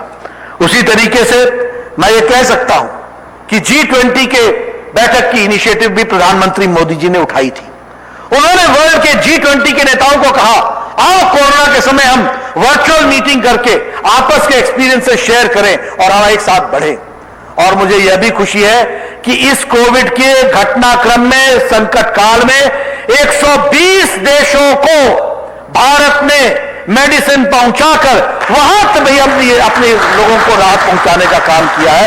यह हम आपको कहना चाहते हैं। लेकिन मित्रों, मुझे दुख के साथ कहना पड़ता है, बहुत ही गैर जिम्मेदाराना अंदाज में कांग्रेस पार्टी ने एक बहुत ही गैर जिम्मेदाराना ऑपोजिशन का रोल अदा किया है, विपक्ष का रोल अदा किया। मुझे दुखी है, मुझे दुख है और मुझे इस बात का भी दुख है कि उनके सोचने का स्तर इतना निम्न हो गया है कि वो ऑपोजिशन के तरीके से ऑपोजिशन भी नहीं कर पा रहे हैं।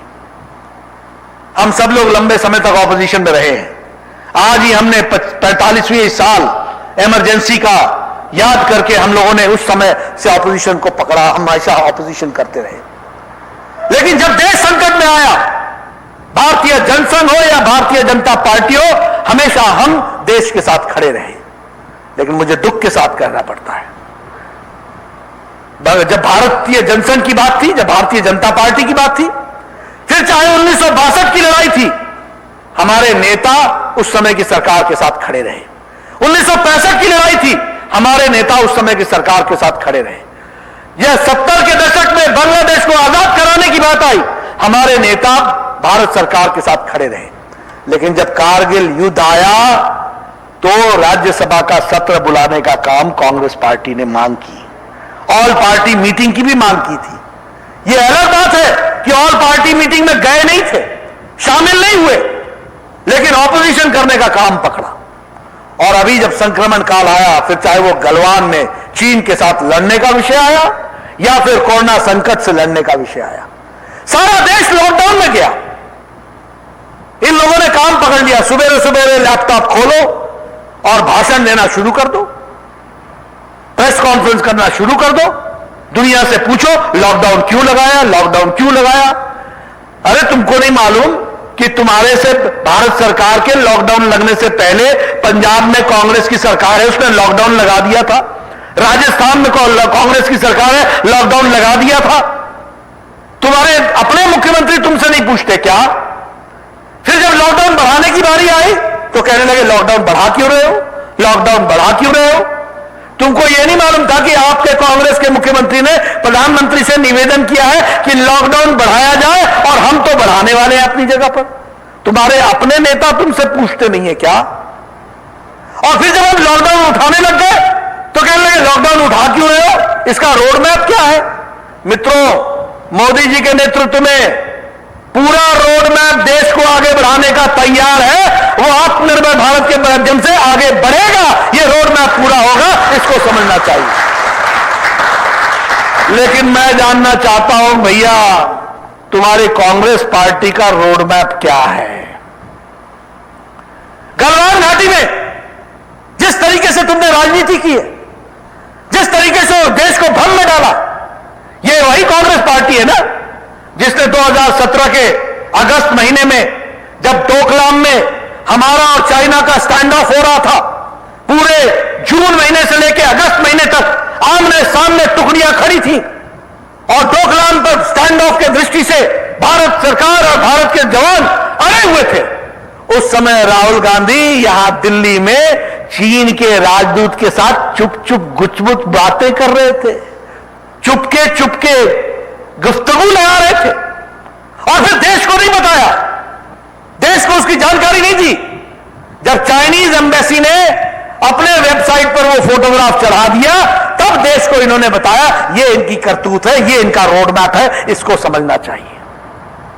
आज ही मुझे दंग हुआ, मैंने अभी टेलीविजन में देखा और मैं शॉक्ड हूं। मुझे आश्चर्य होता है कि राजीव गांधी फाउंडेशन को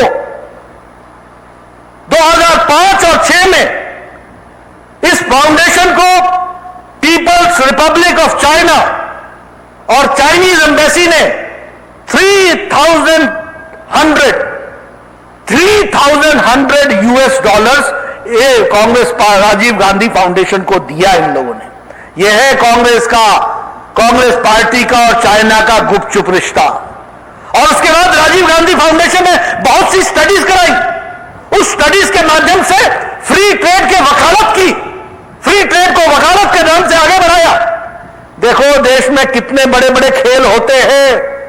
ये ऑपोजिशन के लोग ऑपोजिशन के नाम करते हुए किस तरीके से अपनी दोस्तियां निभाते हैं, इसको भी हमको समझना चाहिए।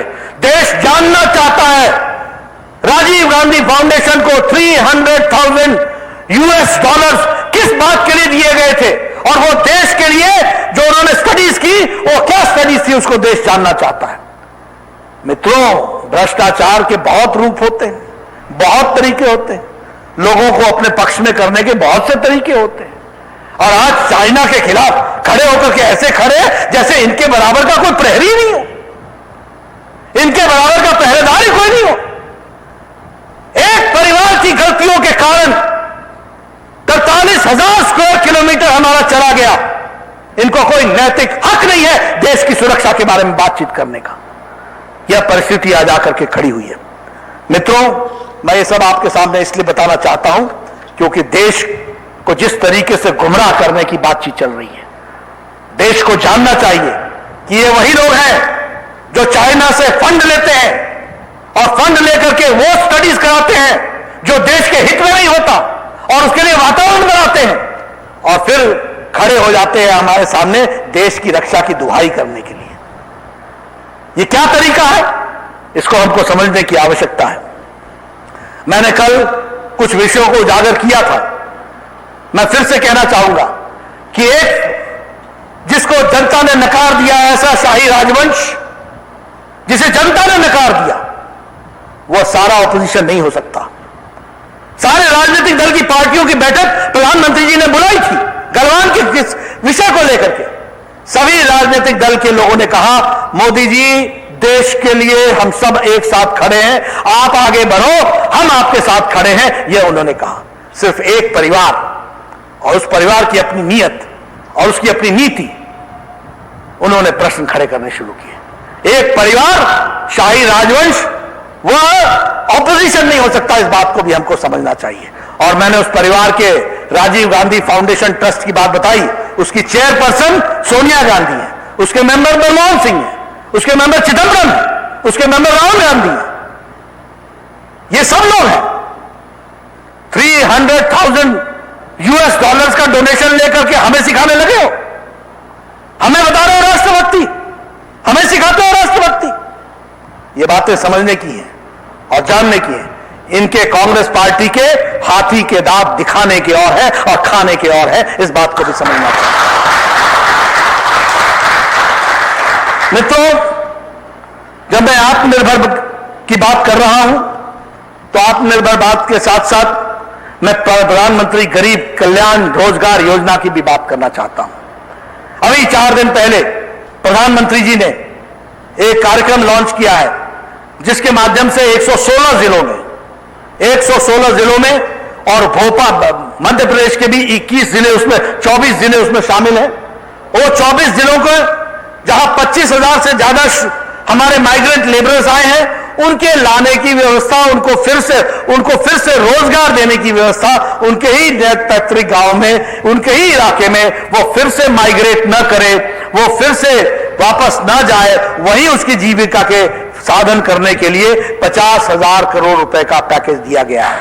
मैं शिवराज जी से निवेदन करूंगा, मुझे मालूम है शिवराज जी बहुत तत्पर होकर के सारी भारत सरकार की योजनाओं का उपयोग करते हुए मध्य प्रदेश की जनता को जमीनी स्तर पर परिवर्तन लाने में अपना योगदान करते हैं। और मुझे विश्वास है कि वो प्रधानमंत्री गरीब रोजगार योजना में भी अपनी पूरी ताकत लगा करके इसको करेंगे। और जो प्रधानमंत्री जी ने कहा है वोकल फॉर लोकल, मैं उसमें कहता हूं vocal for local and make it global, उसको ग्लोबल बना दो। और ग्लोबल बनाने के लिए आपके यहां फिर चाहे वो चंदेरी फैब्रिक हो, चाहे वो महेश्वरी फैब्रिक हो, चाहे वो धार का बाग प्रिंट हो, फिर चाहे वो विदिशा की दरी हो, फिर चाहे वो टीकमगढ़ का मेटल क्राफ्ट्स हो, ये सब वो इलाके क्षेत्र हैं जिसमें हम आगे बढ़ सकते हैं और हम उसमें अच्छा काम कर सकते हैं। इस बात को भी हमको समझने की जरूरत है। मित्रों, मैंने आपके साथ कुछ ज्यादा शब्द जरूर लिए होंगे, लेकिन कोरोना संक्रमण में भारत किस तरीके से आगे बढ़ा है इसको आपको बताने का प्रयास किया है। लेकिन ये 2019-20 का साल ये संक्रमण के साथ साथ उपलब्धियों का साल भी रहा है। यहां हम सब लोग बैठे हैं, नारा लगाते थे एक देश में 2 निशान, 2 विधान, 2 संविधान, 2 विधान नहीं चलेंगे, 2 प्रधान नहीं चलेंगे। 2 दिन पहले हमने श्यामा प्रसाद मुखर्जी जी का बलिदान दिवस मनाया। 1953 में वो 8 मई को अरेस्ट हुए थे लखनपुर बॉर्डर पर श्रीनगर जम्मू कश्मीर एंटर करते हुए। 23 जून को रहस्यमय तरीके से उनकी जान चली गई। वो रहस्य आज भी बना हुआ है। जवाहरलाल नेहरू ने उस रहस्य को कोई इंक्वायरी नहीं की, यह भी अपने आप में रहस्य बना हुआ है। लेकिन मैं उस समय भी कहता था, कांग्रेस के जवाहरलाल नेहरू के प्रधानमंत्री के रूप में लम्हों ने खता की थी और सदियों ने सजा पाई थी। महाराजा हरि सिंह ने जम्मू कश्मीर को इंस्ट्रूमेंट ऑफ एक्सेशन के तहत भारत के संविधान के प्रथम शेड्यूल में 15वां राज्य घोषित कर दिया था जम्मू कश्मीर। और क्या कहा गया था? The Jammu Kashmir in the first schedule, the 15th state of Jammu Kashmir, all the borders which have been in the possession of Maharaja Hari Singh will become the state of Jammu Kashmir. लेकिन वहां पर उन्होंने धारा 370 लगाई और धारा 370 के तहत अलगाववाद के बीज बोए। हम 6 दशक से लड़ते रहे, इसीलिए मैंने कहा 6 दशक का काम 6 साल में किया और 6 साल में भी इस 1 साल में धारा 370 का धाराशाही किया। मित्रों, हम सब लोगों की उम्मीद थी, लेकिन आप लोगों ने मेहनत करके मोदी जी के नेतृत्व में 303 एमपी जिताए और 303 एमपी जीत करके आए। भारत के संविधान में, भारत के संसद में हमें भी, हमारे साथ थावर चंद जी को, ये नेता राज्यसभा और हमारे अपने नरेंद्र सिंह तोमर जी को 5 और 6 अगस्त को वो मौका मिला जो हमने अपनी उंगली से पार्लियामेंट के अंदर वोटिंग के समय बटन दबाकर धारा 370 को धाराशाही कर दिया। इस बात को हमको समझना चाहिए। और मित्रों, मैं यह भी कहना चाहूंगा कि यह मोदी जी की इच्छा शक्ति और अमित शाह जी की रणनीति थी जो असंभव को संभव करके दिखाया है। इस बात को भी हमको ध्यान में रखना चाहिए।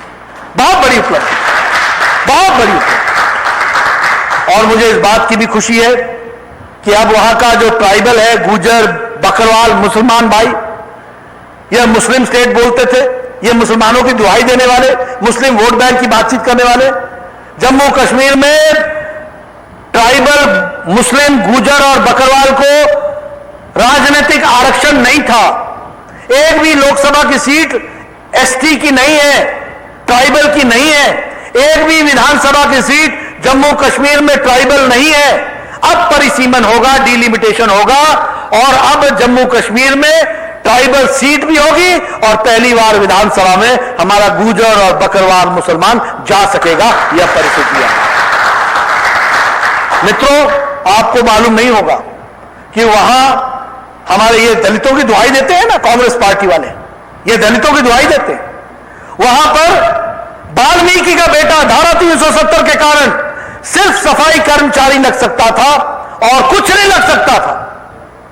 वो डॉक्टरी की पढ़ाई नहीं कर सकता था, वो इंजीनियर नहीं बन सकता था क्योंकि उसके पास डोमिसाइल सर्टिफिकेट नहीं था। आज धारा 370 हटी है। अब वाल्मीकि का बेटा भी, दलित भाई भी डॉक्टर भी बनेगा, इंजीनियर भी बनेगा, जज भी बनेगा, जम्मू कश्मीर के प्रशासन में भी काम करेगा। यह बात हमको समझनी चाहिए। वहां महिलाओं को, आपको जानकर के आश्चर्य होगा, उनको यह अधिकार नहीं है कि अगर वो जम्मू कश्मीर के बाहर विवाह कर ले तो उनका संपत्ति पर अधिकार रहेगा, नहीं रहेगा। लेकिन अब धारा 370 हटी है। अब वो बहनें देश के किसी भी कोने में किसी से भी विवाह कर ले, श्रीनगर में उनकी संपत्ति पर उनका बराबर का अधिकार रहेगा। यह परिस्थिति आकर के खड़ी है। हमारे जो वेस्ट पाकिस्तान से आए थे और जम्मू कश्मीर में बस गए, वो काउंसिलर का चुनाव नहीं लड़ सकते थे, वो एमएलए का चुनाव नहीं लड़ सकते थे, वो वोट नहीं डाल सकते थे लोकसभा में। आज धारा 370 हटा है, अलगाववाद के बीज हटे हैं। अब वो वोट भी देंगे और चुनाव भी लड़ सकेंगे। यह परिस्थिति आकर के खड़ी है। भारत के 106 कानून धारा 370 के कारण जम्मू कश्मीर पर नहीं लगते थे। अब वो सारे कानून लगेंगे, यह हम आपको बताना चाहते हैं। अगर हम ट्रिपल तलाक की बात करें, यहां हमारे मुस्लिम भाई, आपको मालूम है प्रभात झा जी ने बहुत बहस की संसद में, राज्यसभा में, और उन्होंने धारा अपने ट्रिपल तलाक पर बहुत अच्छे तरीके से सारे रात का व्याख्यान किया। लेकिन कांग्रेस के लोग मुस्लिम वोट बैंक, उस वोट बैंक के आगे झुक जाना, देश के लिए क्या है, आवश्यक है और अच्छा है, यह नहीं ध्यान रखना, यह सदियों से चली आई कुरीति थी। इस कुरीति के खिलाफ मोदी जी ने संकल्प लिया, ट्रिपल तलाक समाप्त किया और 9 करोड़ माताएं बहनों को इस कुरीति से आजादी दिलाई है। इस बात को भी हमको समझना चाहिए। और आपको जानकर के फिर आश्चर्य होगा कि बांग्लादेश इस्लामिक देश है, वहां ट्रिपल तलाक लागू नहीं है। पाकिस्तान, बांग्ला इस्लामिक देश है, वहां ट्रिपल तलाक लागू नहीं है। टर्की इस्लामिक देश है, वहां ट्रिपल तलाक लागू नहीं है। सीरिया इस्लामिक देश है, वहां ट्रिपल तलाक लागू नहीं है। मलेशिया मुस्लिम बहुतायत है, वहां ट्रिपल तलाक लागू नहीं है। अफगानिस्तान इस्लामिक देश है, वहां ट्रिपल तलाक लागू नहीं है।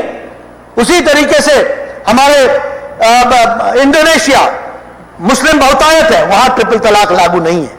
लेकिन हमारे भारत में, सेक्युलर राज्य में, मुस्लिम बहनों के साथ इतनी बड़ी कुरीति चली हुई थी, उससे आजादी दिलाने का काम नरेंद्र मोदी जी ने किया है। इस बात को हमको ध्यान में रखना चाहिए। उसी तरीके से CAA, सिटीजन अमेंडमेंट एक्ट,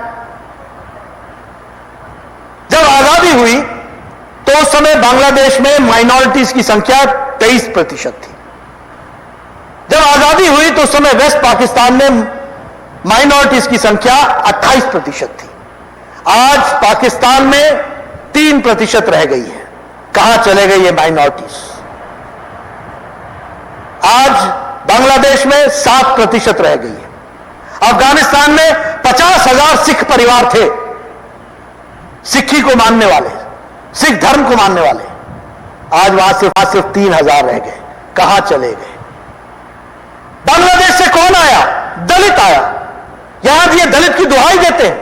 वो मकवा समाज, वो नमोशूद्र समाज, वो मेघवाल समाज, ये सब आकर के भारत में बसे। महात्मा गांधी ने कहा कि जिनको धार्मिक प्रताड़ना के कारण भारत आना पड़ रहा है, उनको भारत सरकार रोजी रोटी मुहैया कराए, उनके रहने की व्यवस्था करे। जवाहरलाल नेहरू ने कहा कि जो लोग ये बाहर से आए हैं, इनको यहां पर नागरिकता भी देंगे और नागरिकता के साथ साथ इनको हम बसाने के लिए आपदा राहत कोष से भी पैसे देने की व्यवस्था करेंगे। मनमोहन सिंह ने 2003 के दिसंबर में उस समय के गृह मंत्री लाल कृष्ण आडवाणी के सामने यह कहा कि बांग्लादेश से आए हुए सिख परिवारों को, अफगानिस्तान से आए हुए सिख परिवारों को और बांग्लादेश से आए हुए माइनॉरिटीज को यहां सिटीजनशिप राइट देना चाहिए। मुझसे लोग मिले, इंदौर के सिंधी भाई मिले थे, मुझसे लोग मिले, अफगानिस्तान से आए हुए सिख भाई यहीं दिल्ली में इसी पार्टी कार्यालय में मिले। 20 साल से वो यहां भारत में रह रहे हैं। उनका बेटा मेडिकल में एडमिशन नहीं ले सकता, उनका बेटा स्वास्थ्य का कार्ड नहीं बना सकता, उनकी बच्ची कॉलेज में पढ़ नहीं सकती क्योंकि वो भारत के नागरिक नहीं। आप बताइए किस तरीके का जीवन था? ये नरेंद्र मोदी जी की इच्छा शक्ति थी, जिन्होंने कहा कोई भी राजनीतिक दृष्टि से प्रताड़ित होने वाला, हमारा बौद्ध, हमारा सिख, हमारा हिंदू, हमारा जैन, हमारा पारसी, जो लोग प्रताड़ित होकर के आए हैं, उनको भारत की सरजमी पर नागरिकता का अधिकार दिया जाएगा, इस बात का ऐलान करते हुए मित्रों, यह 2019-20 बहुत ही उपलब्धियों का साल है। सदियों से हमारी इच्छा थी कि राम मंदिर, हम करोड़ों लोगों की आस्था थी कि राम मंदिर बनना चाहिए।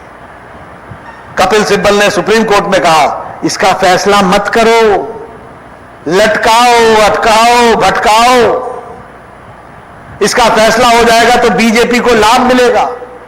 अरे देश के प्रश्न ऐसे लाभ और हानि से देखे जाते हैं क्या? मोदी जी की सरकार फिर से बनी, सुप्रीम कोर्ट ने डे टू डे हियरिंग की और सर्वसम्मति से सबने मिलकर राम जन्मभूमि के पक्ष में फैसला दिया और प्रधानमंत्री जी ने अपने ट्रस्ट को सारी की सारी जमीन सुपुर्द की है। अब वो न्यास वहां भव्य राम मंदिर बनाएगा, इस बात को भी हमको समझना चाहिए। मित्रों, देश को मजबूती प्रदान करने के लिए रीजनल कॉम्प्रिहेंसिव इकोनॉमिक पार्टनरशिप में 16 देश थे।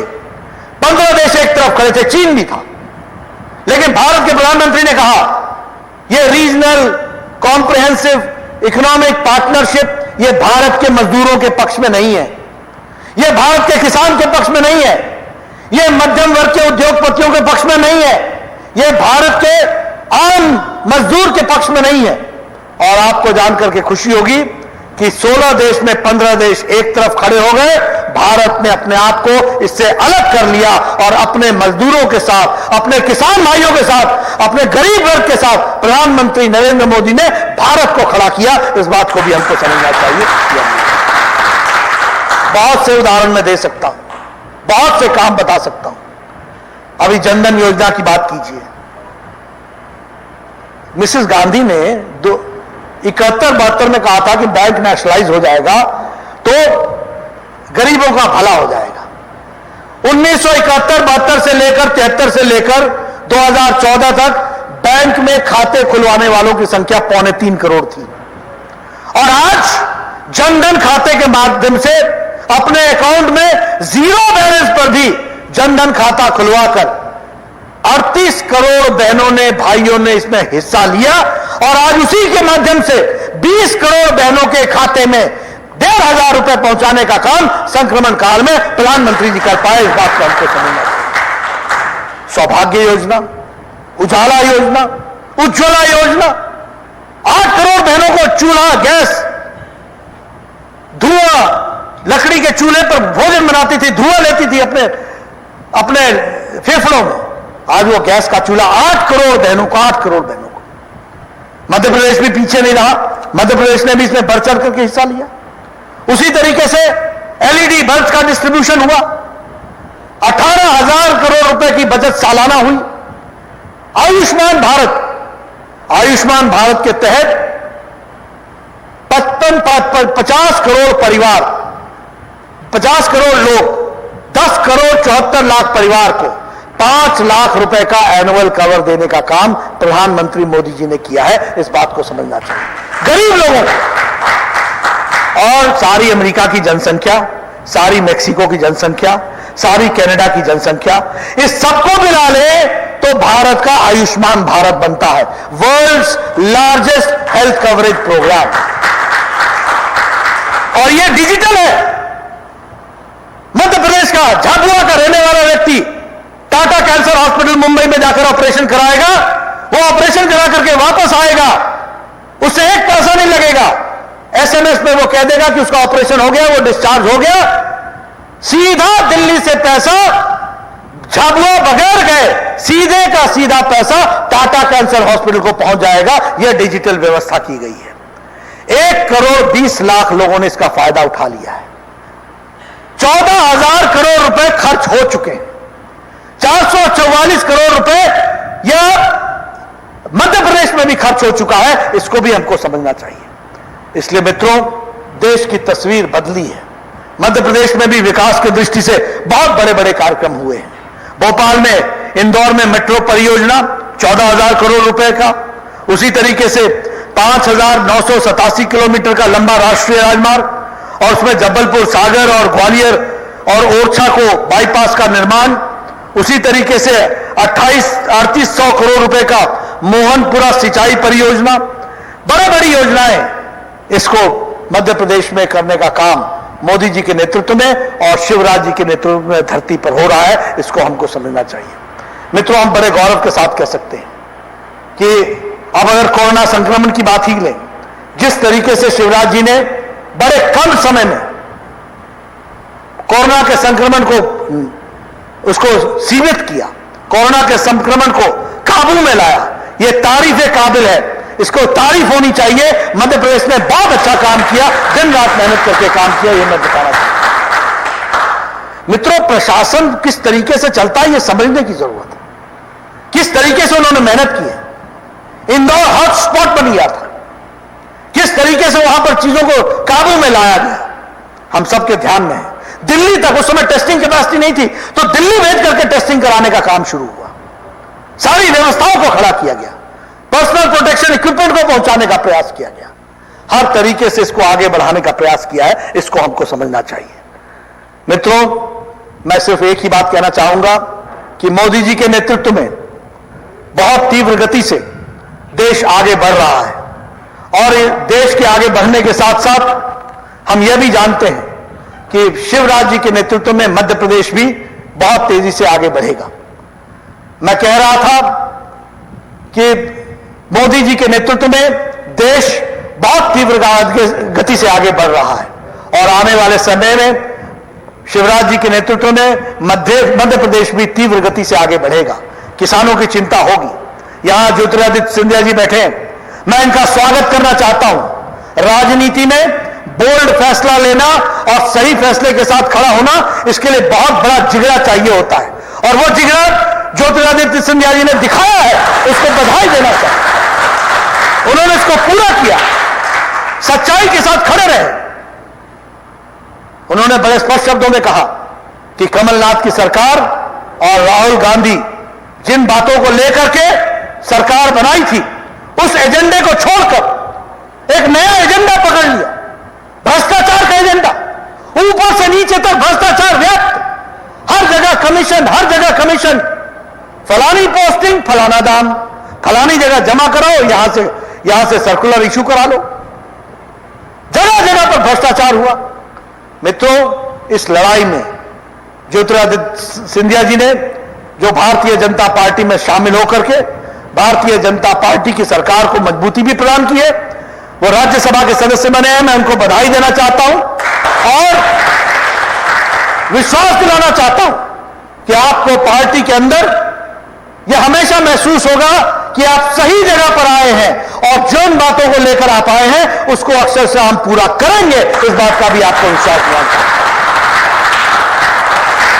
मुझे पूरा भरोसा है मोदी जी का आशीर्वाद मध्य प्रदेश पर रहा है, रहेगा, और शिवराज सिंह पूरी ताकत के साथ मध्य प्रदेश की दिन रात सेवा करेंगे, यह पूरा मुझे विश्वास है। अंत में मैं एक ही बात कहूंगा, हमारे कार्यकर्ता 10 करोड़ चिट्ठियों को लेकर 10 करोड़ घरों तक जाना है, प्रधानमंत्री जी का संदेश पहुंचाना है, और वह संदेश का जो घोष वाक्य है वह है संक्रमण काल में सेवा ही संगठन है, सेवा ही संगठन है। आप सब लोग सोशल डिस्टेंसिंग मनाते हुए, मास्क पहनकर, दूरियां रखते हुए, अपनी सेहत की चिंता करते हुए, सब लोगों को आदर देते हुए, respect everybody but suspect everybody, सबके प्रति कोरोना के दृष्टि से दूरियां रखकर समाज की सेवा में लगिए, यही मेरा आपसे निवेदन है। आपने मेरी बात सुनी, आपका बहुत बहुत धन्यवाद। जय भारत, जय मध्य प्रदेश।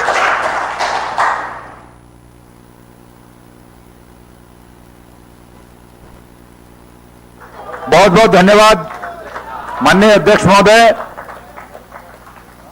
अब हम सब आत्मनिर्भर भारत का संकल्प करेंगे, और आत्मनिर्भर भारत का संकल्प कराने के लिए मैं आमंत्रित कर रहा हूं राज्यसभा सदस्य और हमारे प्रदेश के महामंत्री आदरणीय श्री अजय प्रताप सिंह जी को, वो आए और हमको संकल्प कराएं।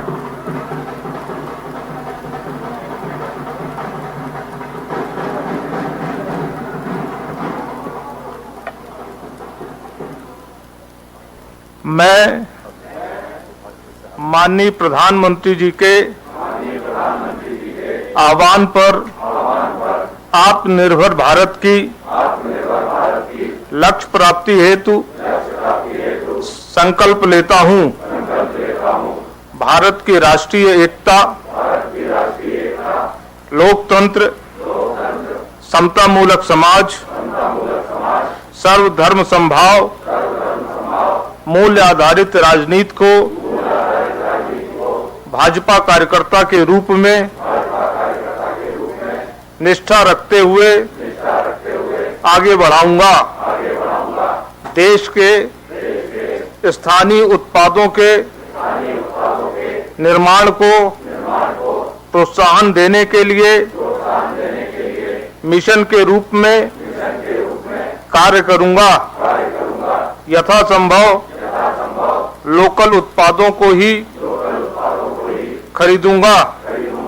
कोविड की महामारी से लड़ने के लिए सामाजिक जागरूकता, स्वास्थ्य एवं स्वच्छता के अभियान को आगे बढ़ाऊंगा। भारत माता की धन्यवाद।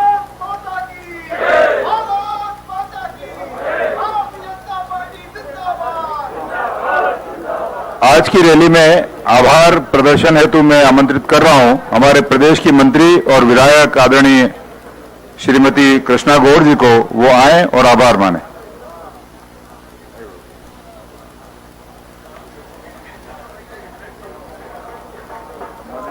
जी,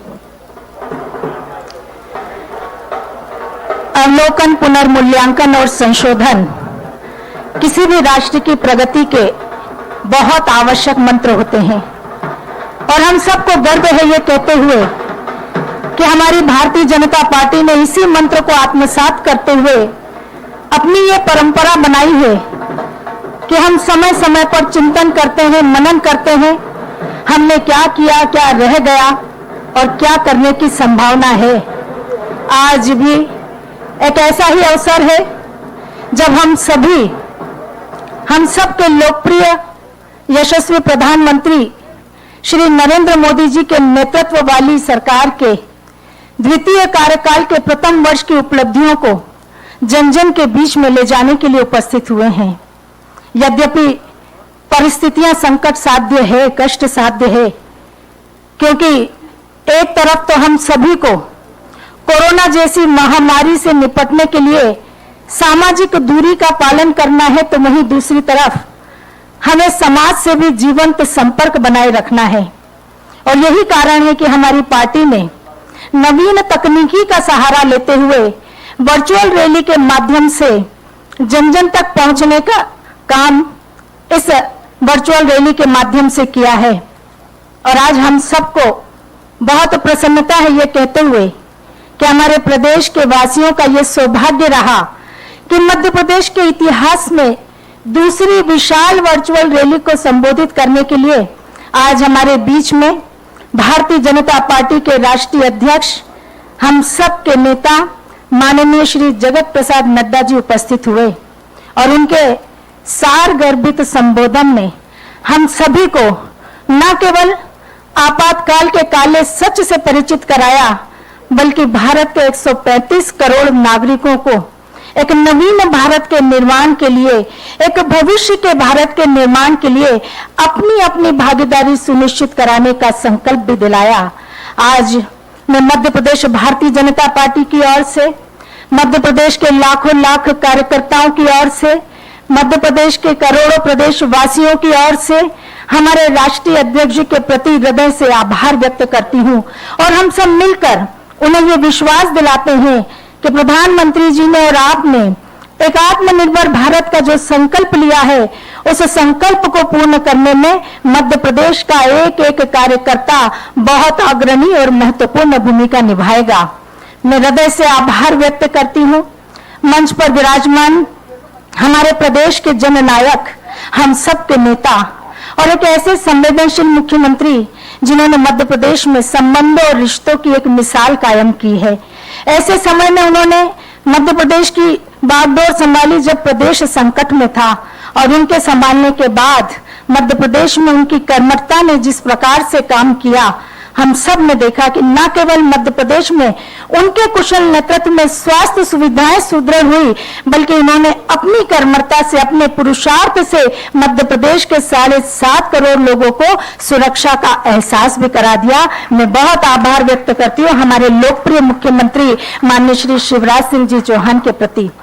मैं बहुत आभार व्यक्त करती हूँ मध्य प्रदेश के यशस्वी और शुभंकर प्रदेश अध्यक्ष माननीय श्री विष्णुदत्त शर्मा जी के प्रति, जिनके कुशल नेतृत्व में मध्य प्रदेश में भारतीय जनता पार्टी निरंतर विस्तारित हो रही है। एक नए जोश के साथ, एक नए उत्साह के साथ भारतीय जनता पार्टी का कार्यकर्ता संगठन को मजबूत करने के लिए और संगठन को विस्तारित करने के लिए ऊर्जा के साथ काम कर रहा है। मैं हृदय से आपका भी बहुत बहुत आभार व्यक्त करती हूँ। मैं बहुत आभार व्यक्त करती हूँ मंच पर उपस्थित भारतीय जनता पार्टी के हमारे राष्ट्रीय महामंत्री और पश्चिम बंगाल के प्रभारी माननीय श्री कैलाश विजयवर्गीय जी के प्रति, जिनके कुशल नेतृत्व में निश्चित रूप से भारतीय जनता पार्टी के एक एक कार्यकर्ता को यह विश्वास है कि आपके कुशल नेतृत्व में पश्चिम बंगाल में हम एक नया इतिहास रचेंगे। मैं बहुत आभार व्यक्त करती हूँ मंच पर उपस्थित भारतीय जनता पार्टी के राष्ट्रीय उपाध्यक्ष, हमारे मार्गदर्शक माननीय श्री प्रभात जी झा साहब के प्रति मैं आभार व्यक्त करती हूँ। दिल्ली के मंच पर शोभायमान हो रहे हमारे भारत सरकार के केंद्रीय मंत्री माननीय श्री नरेंद्र सिंह तोमर जी के प्रति, माननीय श्री थावरचंद गहलोत जी के प्रति और हमारे नवनिर्वाचित राज्यसभा सदस्य सांसद माननीय श्री ज्योतिरादित्य सिंधिया जी के प्रति कि आपने भी आज की इस रैली में उपस्थित होकर हम सबका मान बढ़ाया है। मैं आभार व्यक्त करती हूँ मध्य प्रदेश शासन में कैबिनेट मंत्री माननीय श्री नरोत्तम मिश्रा जी के प्रति, माननीय श्री तुलसी सिलावट जी के प्रति, माननीय सुश्री मीना सिंह जी के प्रति मैं बहुत आभार व्यक्त करती हूँ। हमारे समक्ष बैठे प्रथम पंक्तियों में आपातकाल का दंश झेलने वाले हमारे लोकतंत्र सेनानी संघ के सभी सम्मानित सदस्यों के प्रति कि आपके त्याग, तपस्या और बलिदान ने आज भारतीय जनता पार्टी को यह स्वरूप दिया है। हम आपके चरणों में नमन करते हैं। मैं बहुत आभार व्यक्त करती हूँ मध्य प्रदेश के लाखों कार्यकर्ताओं के प्रति, करोड़ों प्रदेश वासियों के प्रति, जिन्होंने इस जनसंवाद